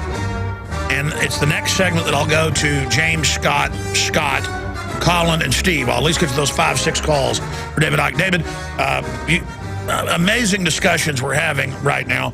But finishing up with what's happening right now in England or the UK, but then the end game. I mean, is the end game just keep mining us, keep controlling us, merge us with machines, you know, just use us as body parts?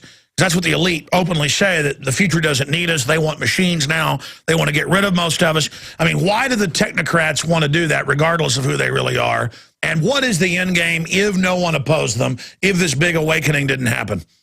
Well, if I could just finish very quickly the point, it's that this great focus on the Olympic flame, and the flames were very much part of the Diamond Jubilee celebrations, that focus creates an energetic connection with the flame, and thus when you have the Olympics with its audience of billions, that can be trawled from all over the world, because energy has no time or space. It just is. I mean, you know, distance doesn't matter. The connection matters, and thus London is going through, and this is very relevant to the entire world, a massive ongoing satanic ritual through this summer to change the nature of the Earth's energy field. And that's why one of the reasons I've got this event at Wembley in London on the 27th of October, to get thousands and thousands of people together for a whole day to negate and flip this thing, because we can do that. We're far more powerful than they are. In terms of the end game, well, it's been a process, Alex, of gathering more and more and more and more and more control of human perception. And the next stage, which they want, is the cyborgs. And we're being prepared for that with the movies, with Schwarzenegger and all these other things, to actually start to introduce technology that we call technology, because they see the human body as biological technology. They don't see it as we see it. But to introduce technology that we can understand to it, and that technology will externally give them more and more control. The microchips are classic, but there are other things that they want as well. Nanotech they put into us, you name it, yeah. Yeah, and so it's like a road which is getting more and more and more extreme in every way. It's like walking down a road or a freeway, and it gets narrow and narrow and narrow and narrow until it's just a path. This is what they want to do to us in multiple ways, for the major reason, which is absolute mental, emotional, and what we call physical control, and that is all done through control of our perception. And the more bits of kit that they can put in, because they know the body's a biological computer, the more access they have to externally manipulate us, not least the microchip. That's the big thing to say no to at any price, because you know they talk now about doing brain-computer interfacing, where you can sit at your computer and what you think comes up on the screen, and what you think to do the computer does. Now it's not just Google tracking you, now they're in your brain. That's going to be two-way. Yeah, that's not just, that's possible, rather, that whole technology, that whole connection. It's possible because although the two computers are massively different in terms of advancement, they are actually connecting two forms of a computer. One, a very advanced biological computer, which has the ability to think for itself. That's what the immune system's doing. And the other is... By the way, David, I'm going to go get it during the break. Aaron wrote an article about this on Monday, actually Sunday. MIT and big think tanks are actually calling it a genetic overwrite and call our brain a biological computer and say they're just going to take it over with this new synthetic genetic system. So they're already invading with all of this with their nanotech. They call it biotech, but it's really nanotech. This is a total war we're under. We'll be right back with David Icke. Amazing. DavidIcke.com. He's got that big event in Wembley. Can't wait to see that. Alas, poor York, I knew him, Horatio, a fellow of infinite jest, of most excellent fancy. He hath bore me on his back 1,000 times, and now, abhorred in my imagination it is, my gorge rises at it all. And that is William Shakespeare, who was really a composite of different writers for an illuminous guild, writing in Hamlet, when they had dug up one grave to bury someone and found the skull of someone that took care of him as a child, the court jester. And again, you'll learn next Monday with a special video news piece why I have a real human skull here at the office and why I have that crocodilian 65 million year old saltwater crocodile skull. David Icke is our guest, and I really want to thank David for coming on. David, I want to go to calls as promised, but very briefly, because I want to get you back on and talk about this. You're having a big event to counter the globalist propaganda fest. You're having it at a big center, so it's going to get a lot of media attention. Very exciting to get people thinking. Tell folks about that. I guess they find out at davidicke.com. Yeah, it's at Wembley Arena, which is a massive arena in London with the potential of 11,000 people, and but we can have anything between 5.5 to 11. We're going to comfortably get 5.5, and how many more than that we get depends on how many people decide to come, of course. But it's to do a number of things. First of all, what I mentioned earlier, which is to get all these people of like mind together and create a very different and massively powerful energy field in the same city that all this rubbish is going on of the opposite kind through the summer. You should stream it live on the internet during key times too, so people all over the world can watch that can't make it.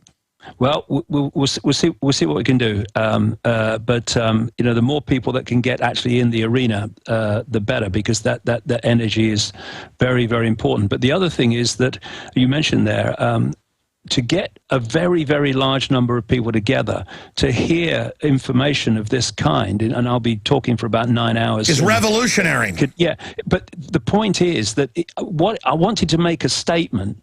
Look, the world's not like it was before. It's changing. Why are all these massive numbers of people coming together to hear this information? What's going on? And as you say, the media will not be able to ignore it. And I think it's the most important thing I've done for a very long time. It is. Well, October's hurtling towards us, so let's have you back up in a few months to really get into it in detail. Let's go ahead and go to some calls as promised. James in Texas, you're on with David Icke. He certainly gets you thinking, and that's something the globalists don't like, so he's good. Go ahead, James. You're on the air.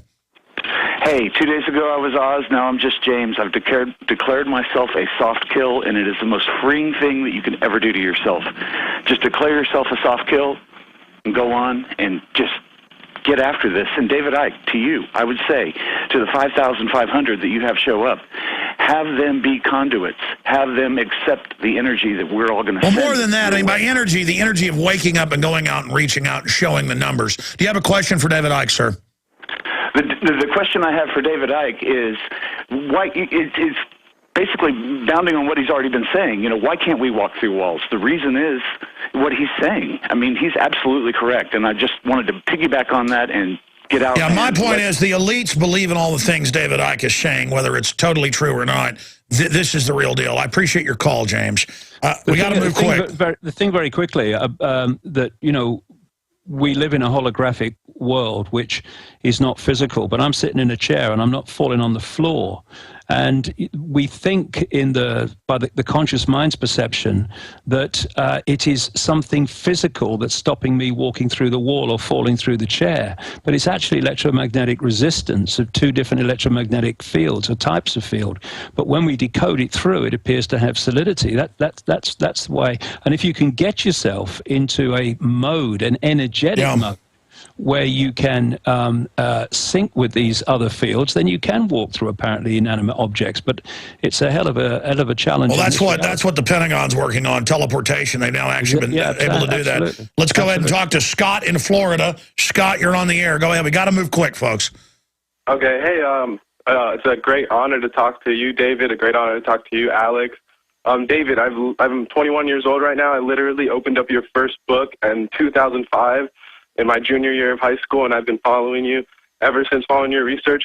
My quick question is pretty much in your book, which was the first book that I read, Infinite Love is the Only Truth, Everything Else is an Illusion. You pretty much go into saying how purpose controls us. And then you go on to say how, like in the end, it's purpose controls us, but it's what defines us, but you have to go beyond purpose. And Well, sure, most people have no purpose. They're spectators. They're not even conscious. They're not even real. And the globalists know that. They're biological androids that respond to the programming. That's 100% true. David? Well, yeah. Did you want to finish that question, Scott? Point was that when you have a purpose against something, you create like you know, an opposite, something for it to be a conduit of. Yeah, the point about the manipulation is that we create our experienced reality from our sense of reality. The one creates the other. And we can do that directly, independently.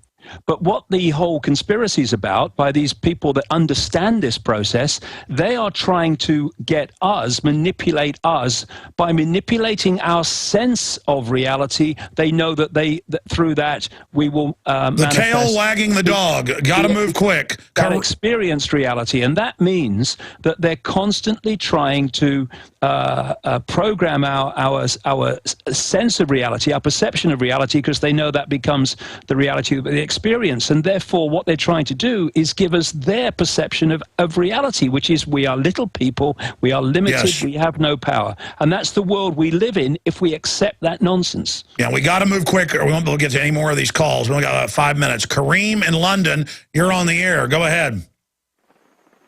Hey, how you doing, Alex? Basically, well, I live in Stratford. I live where they're hosting the Olympics. And basically, word on the street is that there's a lot of rumors going on and whatnot. So having listened to your show, and I know you've touched on it a couple of times, but is there anything that you could basically advise the residents or the people that live within the borough? There's a lot of talk about staged terror attacks, but David, you know, is over there with you. I don't know if that's going to happen. They're going to use it as a police state conditioning operation, a big ritual of police state. David, your comments to him. I mean, I would get out of there for the Olympics, wouldn't you? Well, if I could, I would, yeah. I mean, obviously, you know, people struggling for money and stuff like that often don't have a choice of to get out. But if they could, or they got friends, I'd get out of there for no other reason than the energy things that are going on there. And in the unseen, whether they'll actually come up with a false flag event when all the world's watching, well, who knows? But I tell you this, when it was announced years and years ago now that London were seeking to get the 2012 Olympic Games. It was a gimme. 2012, I don't agree with all the 2012 stuff, you know, that has been talked about, but it's a focus year, and they've made it a focus year. That and London was so synchronistic, so symbiotic in their relationship. There was no way that London wasn't going to get it. So it's there for a massive reason. It might be just energetic, but it might be more than that. Exactly. Everybody can just see the propaganda and also sense something big. Thank you so much, Kareem. Scott in Ohio, moving quick here. Go ahead.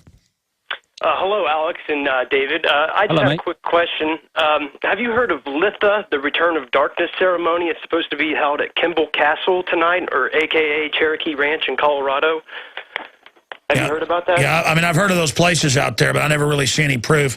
Bohemian Grove does do rituals because I've infiltrated and documented it. David? Well, it's the summer solstice today, isn't it? The 21st. And the Druids were at Stonehenge this morning. Nothing negative about that. That's their belief system. Good luck to them.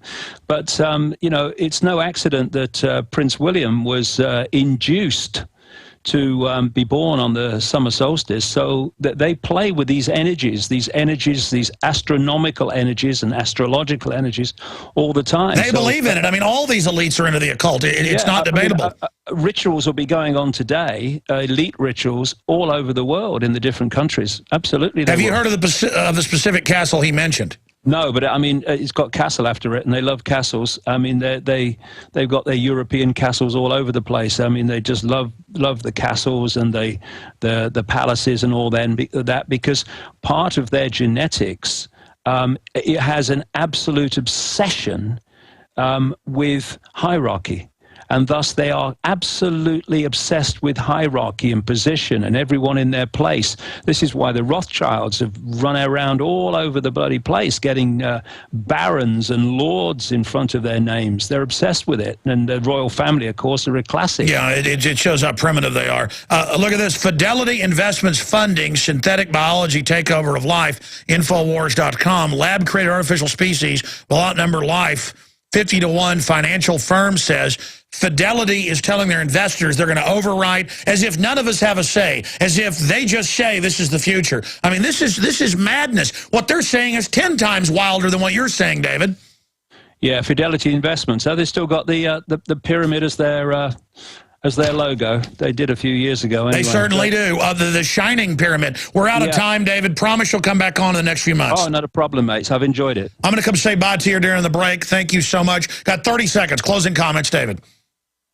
Well, just what we've talked about today is massively encouraging, because this information that they've suppressed for thousands of years, this really, getting really in the rabbit hole, deep stuff about how they're doing it, is coming out, and more and more people are opening their minds to it. And thus, once we start to get the understanding of how they're doing it, we can stop them doing it. It's when we don't know how they're doing it. Well said. DavidIcke.com, Alex Jones here. We'll be back in a moment. Infowars.com. Stay with us. I love the full song. The taste of love is sweet when hearts like ours meet. The ring of fire. The ring of fire. And it burns, burns, burns. Look, this is what you should know. Every major global corporation, the big banks, they're all into the occult, whacked out of their minds, think they're God, think you're scum. They're just releasing biotech, releasing all the GMO, releasing nanotech, jacking the vaccines. Cancer viruses 50 years ago, and still today. All sorts of nanotech. I mean, if it wasn't for our incredible genetics and the good Lord above, we wouldn't even be here right now. And you can take David Icke with his, perspective. I wouldn't even call it new agey. All I'm saying is what he says about the elite, they believe that about themselves. Whether it's true or not, they are crazy. They are nuts. I mean, you can get the book at Infowars.com, and it supports what we do here. Plus, we have it discounted because we got it back in print. Bloodlines of the Illuminati by Fred Springmeier. And, I mean, I read that thing like 15 years ago and thought, this guy's crazy. The British royalty's Transylvanian, and they live part of the time in Transylvania and stink around in the woods. Now that's mainstream news. I mean, all of it. These people are nuts. And I asked Aaron, he wrote this back on Monday, but I've asked him to repost it to the tiles at the top of Infowars.com because I just mentioned it. I didn't really talk about it on air. Fidelity Investments funding synthetic biology takeover of life. Lab-created artificial species will outnumber natural life 50-1, financial firm claims. And they just say, our fish will take over the ocean, our crops will take over the earth, the trees, the plants, and your body, and we're just going to release it, and that's the way it is. I mean, already, there's no more than about 20, really about 19, but that was a few months ago. They're about to proliferate hundreds of new crops, and within just a few years, 80+% of world corn production. GMO that creates its own pesticide that kills bugs so they can't eat it, but you're supposed to eat it and it's okay, they say. Thousands of different pharmacological crops that produce live viruses in them that they use to put in vaccines or chemicals. Look up pharmacological crops. I mean, we're not in Kansas anymore, as they say. They're certainly in corn from Kansas anymore. But now they're releasing salmon they admit will extinct the regular salmon. That's not an issue, though. Your carbon dioxide that plants breathe, that plants really more like eat it, they don't really breathe it, that they use to move things through their systems, that's evil. The globalists are assaulting creation itself, just assaulting it. Honeybees are dying, all this other environmental crises. There are real issues. There are old forests shouldn't be cut down. There is toxic waste dumping. There's all this stuff taking place. Look at this ad they're running. I'm showing it where nature's black and white and ugly, but everything they do that's biotech is green. Their biotech is green, but nature's black and white. Oh, the XXL salmon's better. Oh, they're going to re-engineer bacteria. Oh, yes. It's so wonderful. And again, a lot of this stuff wouldn't be a problem if it was tested properly. But you can't trust the FDA because they're a bunch of crazy globalists. I mean, remember after a decade of Bayer shipping out Factor VIII to all the hemophiliacs and folks, a blood clotting agent, and it came out they knew they were selling it with AIDS and hepatitis and that it killed hundreds of thousands worldwide, and they just thought it was funny in the board meetings. These people are crippled anyways, kill them. And that's just in the board meetings. Knowing about it. Of course, who else wants to create a scientific core? And every government does this, every large one, every empire. The Russians did it, the Communist Chinese, but nobody like the U.S. and England, taking their own soldiers and killing thousands of them right up until the 1980s. That's the last time they declassified stuff. I'm talking, again, march somebody in, hit them with radiation. March somebody in, nerve gas them. March somebody in, spray bioweapon in their face. Kill them and say they died on maneuvers of heat stroke or the flu. Look it up. Look up Operation Shad. Look up all these projects. And you're like, but the government's good, though. These are good people. You know, they always want to grope my wife at the airport because of Al-Qaeda. Oh, really, the same Al-Qaeda they publicly run? That's a fact that the banks that run our country run Al-Qaeda publicly. I'm sick of it. I'm tired of it. We've got really bad people. You ever wonder why Hitler, Stalin, Mao loved to kill tens of millions and wear black uniforms and burn down cities? Because they like to do it. What the Aztecs like to do, what the Romans like to do. We have psychos running things. They might as well be aliens, okay? They're a bunch of, foreign aliens from 50 trillion miles away. That couldn't be worse. Words are very unnecessary for those of us that are already awake. But we tend to forget that. We tend to forget the fact that the general public is not awake and that we're going to have to reach out to them. So many emails, so many calls. People say, oh, thank you for being there, fighting the New World Order. We're glad somebody's doing it. No. The whole point of this transmission, the whole point of this broadcast is to get you to become a leader and take action. Even if you only wake up 100 people a year, that's a lot. You may end up waking up millions a year, like I've been able to do, thanks to listeners spreading the word about the broadcast on Facebook and Twitter and their email and at work and telling folks about the local AM and FM stations they listen to. I'll be driving into work, hour before work, red light. I almost always roll down the windows and go, hey, tune into this station in an hour. You want to hear some important stuff for you and your family. They're like, what is it? Just believe me, you don't want to miss it. And it's that little act. It's that energy. So many people don't even want to talk to other people. That's why I love living out in the country, because people talk to you. They smile at your children.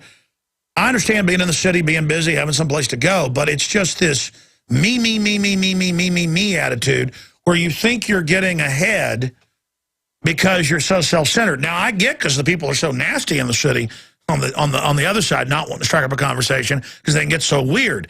And all of that compounds in together. All of that becomes a major issue. Now, Mark Moreno has always been very punctual on the show. He's down in Rio de Janeiro covering a big UN conference.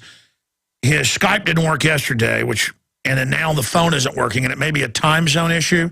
That's why time zones are so weird. You got to tell them, okay, you want to come on? You'll be on in 5 hours. In my experience, when somebody's in a totally different, we are getting him? Okay. Now he's on Skype. I just heard his voice. Okay. I like Mark. Always a jovial, friendly person. Continuing here, the Supreme Court was going to release the info this morning, and then it was this afternoon, and then it was in the next few days. That's why I was like, I'm not going to cover when this Supreme Court decision comes out because they could wait. And now they're saying next week. The Hill newspaper reporting tensions rise as justices kick health care ruling to next week.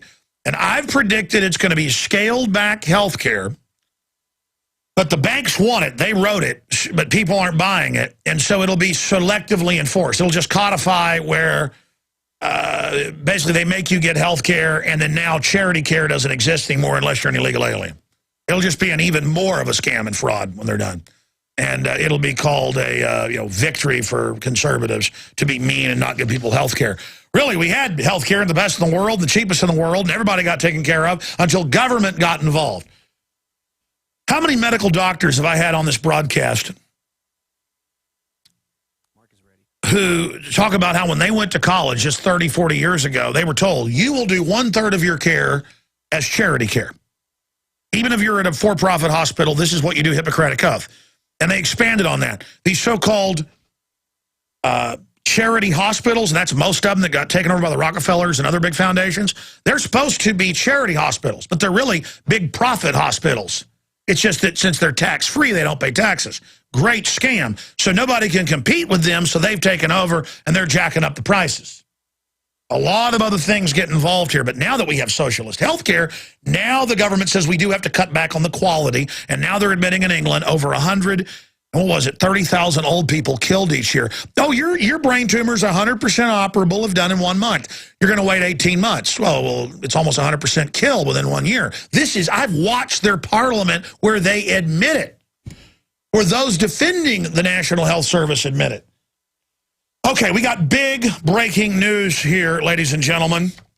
Mark Moreno joins us from the Rio de Janeiro Earth Summit, and this is big news. This is big news now. We've got it linked up at Infowars.com from where it originates, ClimateDepot.com. Former top congressional advisor, researcher Mark Moreno, and also Christopher Monckton of Brenchley, Lord Christopher Monckton.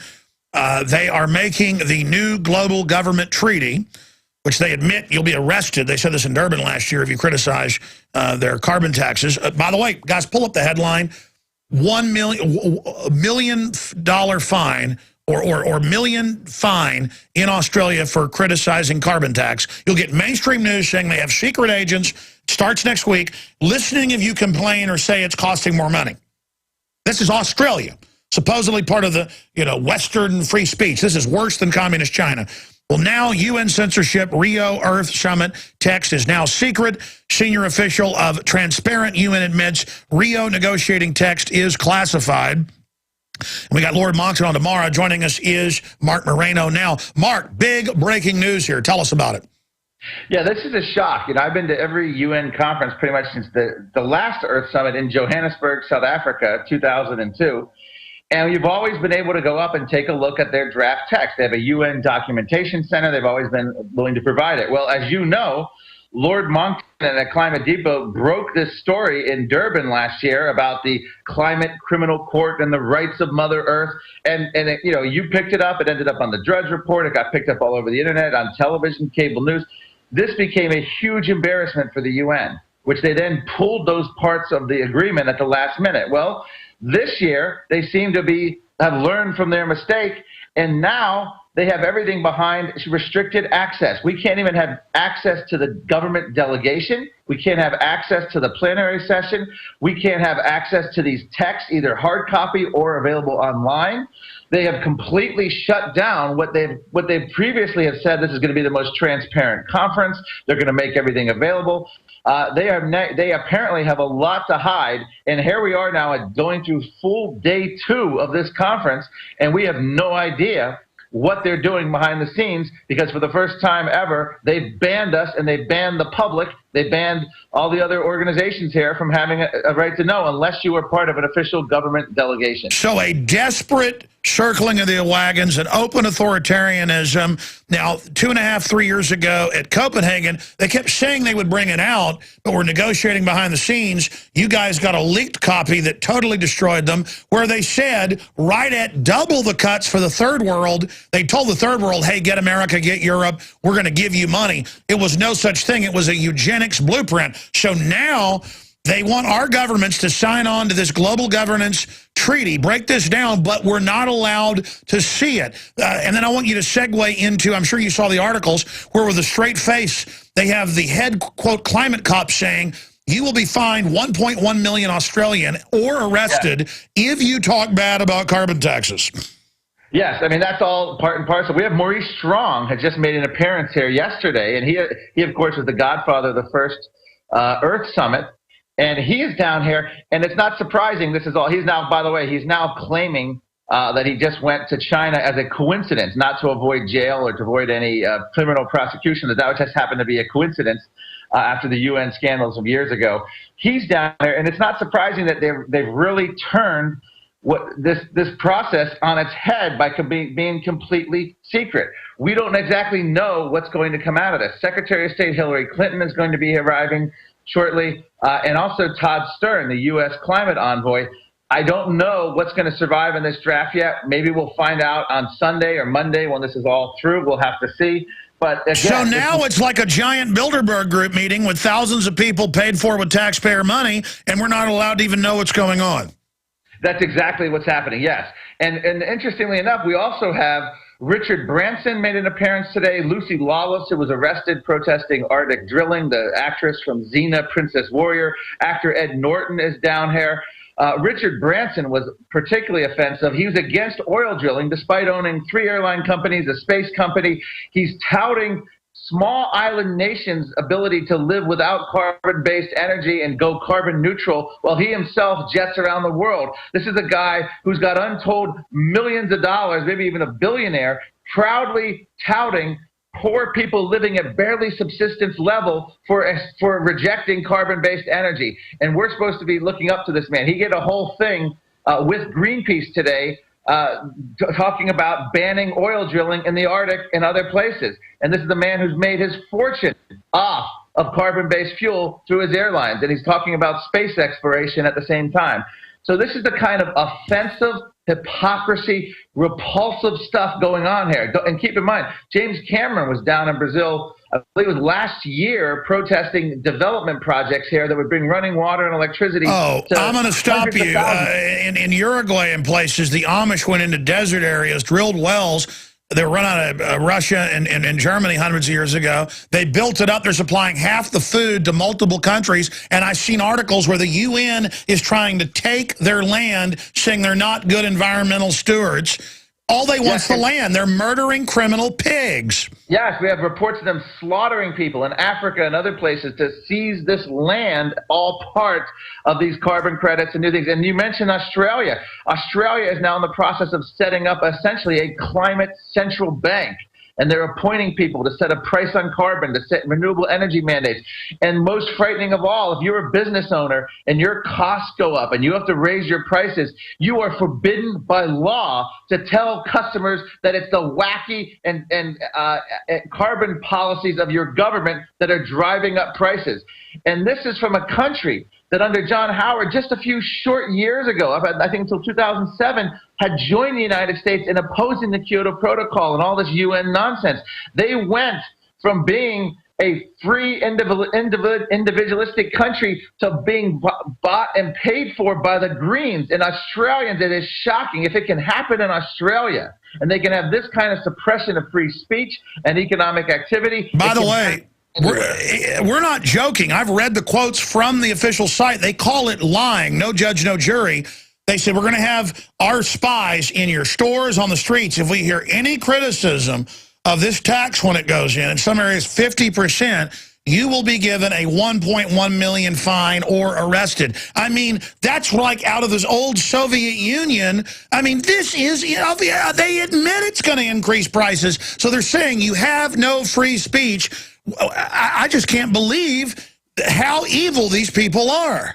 Yeah, I mean, this you'd think would wake up the conscience of liberals who seem to be always try to tout free speech, but it shows you they don't really care about free speech when they just care about speech they don't agree with, and this is the shocking thing. Again, Australia is not the country that would have profiled to sit and take this idly by. This was a country, again, that was actually on the outskirts with the United States and all these processes, but because of their new government. And Julia Gillard actually said initially when she was running she would never support a carbon tax, but then she had to get an alliance with the Greens in Australia, and so she reversed herself. So It's likely the next election in Australia will throw them out, but it's amazing to watch this happen. Australians should be rebelling in the streets. It's a total coup d'etat by a corporate crony government bureaucrat class. We're designed to face a foreign enemy with ships and planes and weapons, or an enemy running over the hill 5,000 years ago with clubs. We're not designed for the creepy bureaucrats that just ooze around. But now they've gotten so overt. What is going on? I mean, as the world mounts against them, are they just going into like some type of bizarre, frothing power trip? Is this a fleeing forward by these kleptocratic control freaks? It's hard to say. They can't be overly happy in one sense, because 20 years ago, they pressured a Republican president, George H.W. Bush, to show up at the Earth Summit in Rio. Now they can't even get Barack Obama to show up because environmentalism among the public is toxic. John Kerry said you can't even bring up global warming because people's eyes roll over. He said it's extraordinary. So world leaders are terrified of being associated with this, but at the same time... Sure, they want a stealth implementation. They've bet the farm on it. I was about to say. Yes, they want to do this behind the scenes, and the UN is cooperating by banning stuff, making it secret, classified. But so what's happening is we don't know what's going on behind the scenes, but publicly it's become toxic to associate with this. So they're sending Secretary of State Hillary Clinton here, and it'll be interesting to see what Hillary Clinton has to say or do, but I can't imagine she's going to say much publicly. In addition, they've gone after Jesus Christ here, overlooking anywhere you walk in Rio and on the beaches in the city, you can see their famous and iconic Jesus Christ statue that overlooks the city. It has now been turned green in honor of the Earth Summit by the United Nations. So you see this big green Jesus hovering over the city. It's as James Lovelock, the father of the modern environmental movement, who is now recanting almost fully, has said the green religion is now taking over from the Christian religion, and that's nowhere more evident than to look at this abomination of this big green Christ hovering over the city here. Wow, I haven't seen that in the news yet. I've got to get that out at Infowars.com. Has that been posted at ClimateDepot.com yet? Yes, I have a picture of the green Jesus at Climate Depot, and this is just another morphing, if you will, of this. This is what they say. Hey, but wait a minute. They're using big green light bulbs that burns carbon, and the carbon dioxide, the plants might breathe it and enjoy it. This is a horrible environmental crime. That's right. It is. And here's the thing. At the last Earth Summit, I interviewed Jerry Brown, the governor of California, and the same mindset here. They will literally say that the developing world can't emulate the Western wealthy nations. They can't have our lifestyle because the Earth can't handle it. They need to learn from our mistakes. Oh, yeah, there's been backlashes. Tell us about that. Women are marching. Yes, well, here's the thing. The women marching, perversely enough, they believe that capitalists have taken over sustainable development. They think it's a capitalist sustainable development. They want a socialist sustainable development. So the UN, in essence, is being attacked from the left, saying they're not socialist enough. That's what those. Well, yeah, the left wants to shut everything down and live in mud huts and ruin everybody's lives, right. But they're mad that the bankers have figured out a way to scam everybody with it. They're like, no, don't do that. Just kill us, please. Well, yeah, going back to what I said, Jerry Brown, the idea that the developing world isn't allowed to develop other than to have, we have the UN chairman here of the climate panel, Rajendra Pachauri, touting solar lanterns, and they're touting essentially solar panels on huts made of dung in Africa. No, exactly. And it's white, wealthy Westerners telling people of color in the developing world how they should develop. When I was in South Africa, which was in Durban last December, I met the South African activist who says openly the white, wealthy Western world has no business telling people of color how to develop in Africa, Asia, South America, until we Amazing. Mark, stay there. We're going to come right back, and I'm going to get Lord Monckton on tomorrow. Perhaps you can come on with him to make sure he can get on Skype, because it's been hard to get you on. ClimateDepot.com. I'm Alex Jones of Infowars.com. We're going to come right back with the final segment with Mark Moreno, joining us from Rio de Janeiro, site of the UN global government mass murder communist meeting. We'll be right back. Tomorrow, we're going to have Lord Monckton and Mark Moreno on for the full hour. We're almost out of time right now. Mark, I've been foaming at the mouth talking about how dangerous these authoritarians are. They're so out in the open. They're so dangerous. I mean, it's like seeing Hitler in old films. I feel angry and threatened. I see Stalin. I feel angry and threatened. Not because I'm some wimp. I know dirtbag scum. But they're dead. These are real, creeping, vicious control freaks. You're in a nest of them. What is Rio like down there right now? What are some of the other points? Well, first, let me finish the point. The South African activist has said the wealthy Western nations, environmentalists, have no business telling small countries, undeveloped countries, how to develop until Washington, Paris, and London are willing to destroy themselves, level themselves, return to swamps, wetlands, and jungles. Until we're willing to do that, we can't tell them how they can develop. And we have Hollywood celebrities buying carbon credits, $10,000 to go to African countries to not allow Africans to develop, to keep their forests and, to keep their forests. It's eugenics posing as liberal while they run TV ads while you're out of the country saying whites are racist. Have you heard of this new campaign? Not that campaign. No, I haven't. Yeah, well, I mean, we'll talk about it tomorrow. Other points. Go ahead. Okay, well, the other thing is this city, people think, oh, you're at a beautiful beach in Rio. I mean, this is really, I hate to use the word armpit, but the beaches are filthy. There's trash everywhere. The infrastructure's run down. The sidewalks are crumbling. The buildings thing. And I'm in a very nice section. I'm in Ipanema Beach is where I'm staying, and near Copacabana. There are a few nice places if you go, but they're mostly private beaches. But in terms of a public place, it's amazing. They always pick third world hellholes in a way. We were in South Africa. They picked places in Kenya previously. They picked They picked as far away as possible. Because the one thing the United Nations knows how to do is throw a party. And when at the last UN conference, the UK paper interviewed the chefs that were flown in to do caviar and champagne and all these exclusive meals while world leaders dined and toasted each other and talked about world poverty. They also clean out all the local people from these cities to make them look as clean as possible. So you end up hurting street vendors and other things here. So it's all a facade. Everyone they purport to be helping, they actually are hurting the most. And places like India gets it. Developing world, they told the UN they will not sign on to any treaties that limit their development. China said no, too. Look at this article since I mentioned it. Unfair campaign, another divide and conquer front.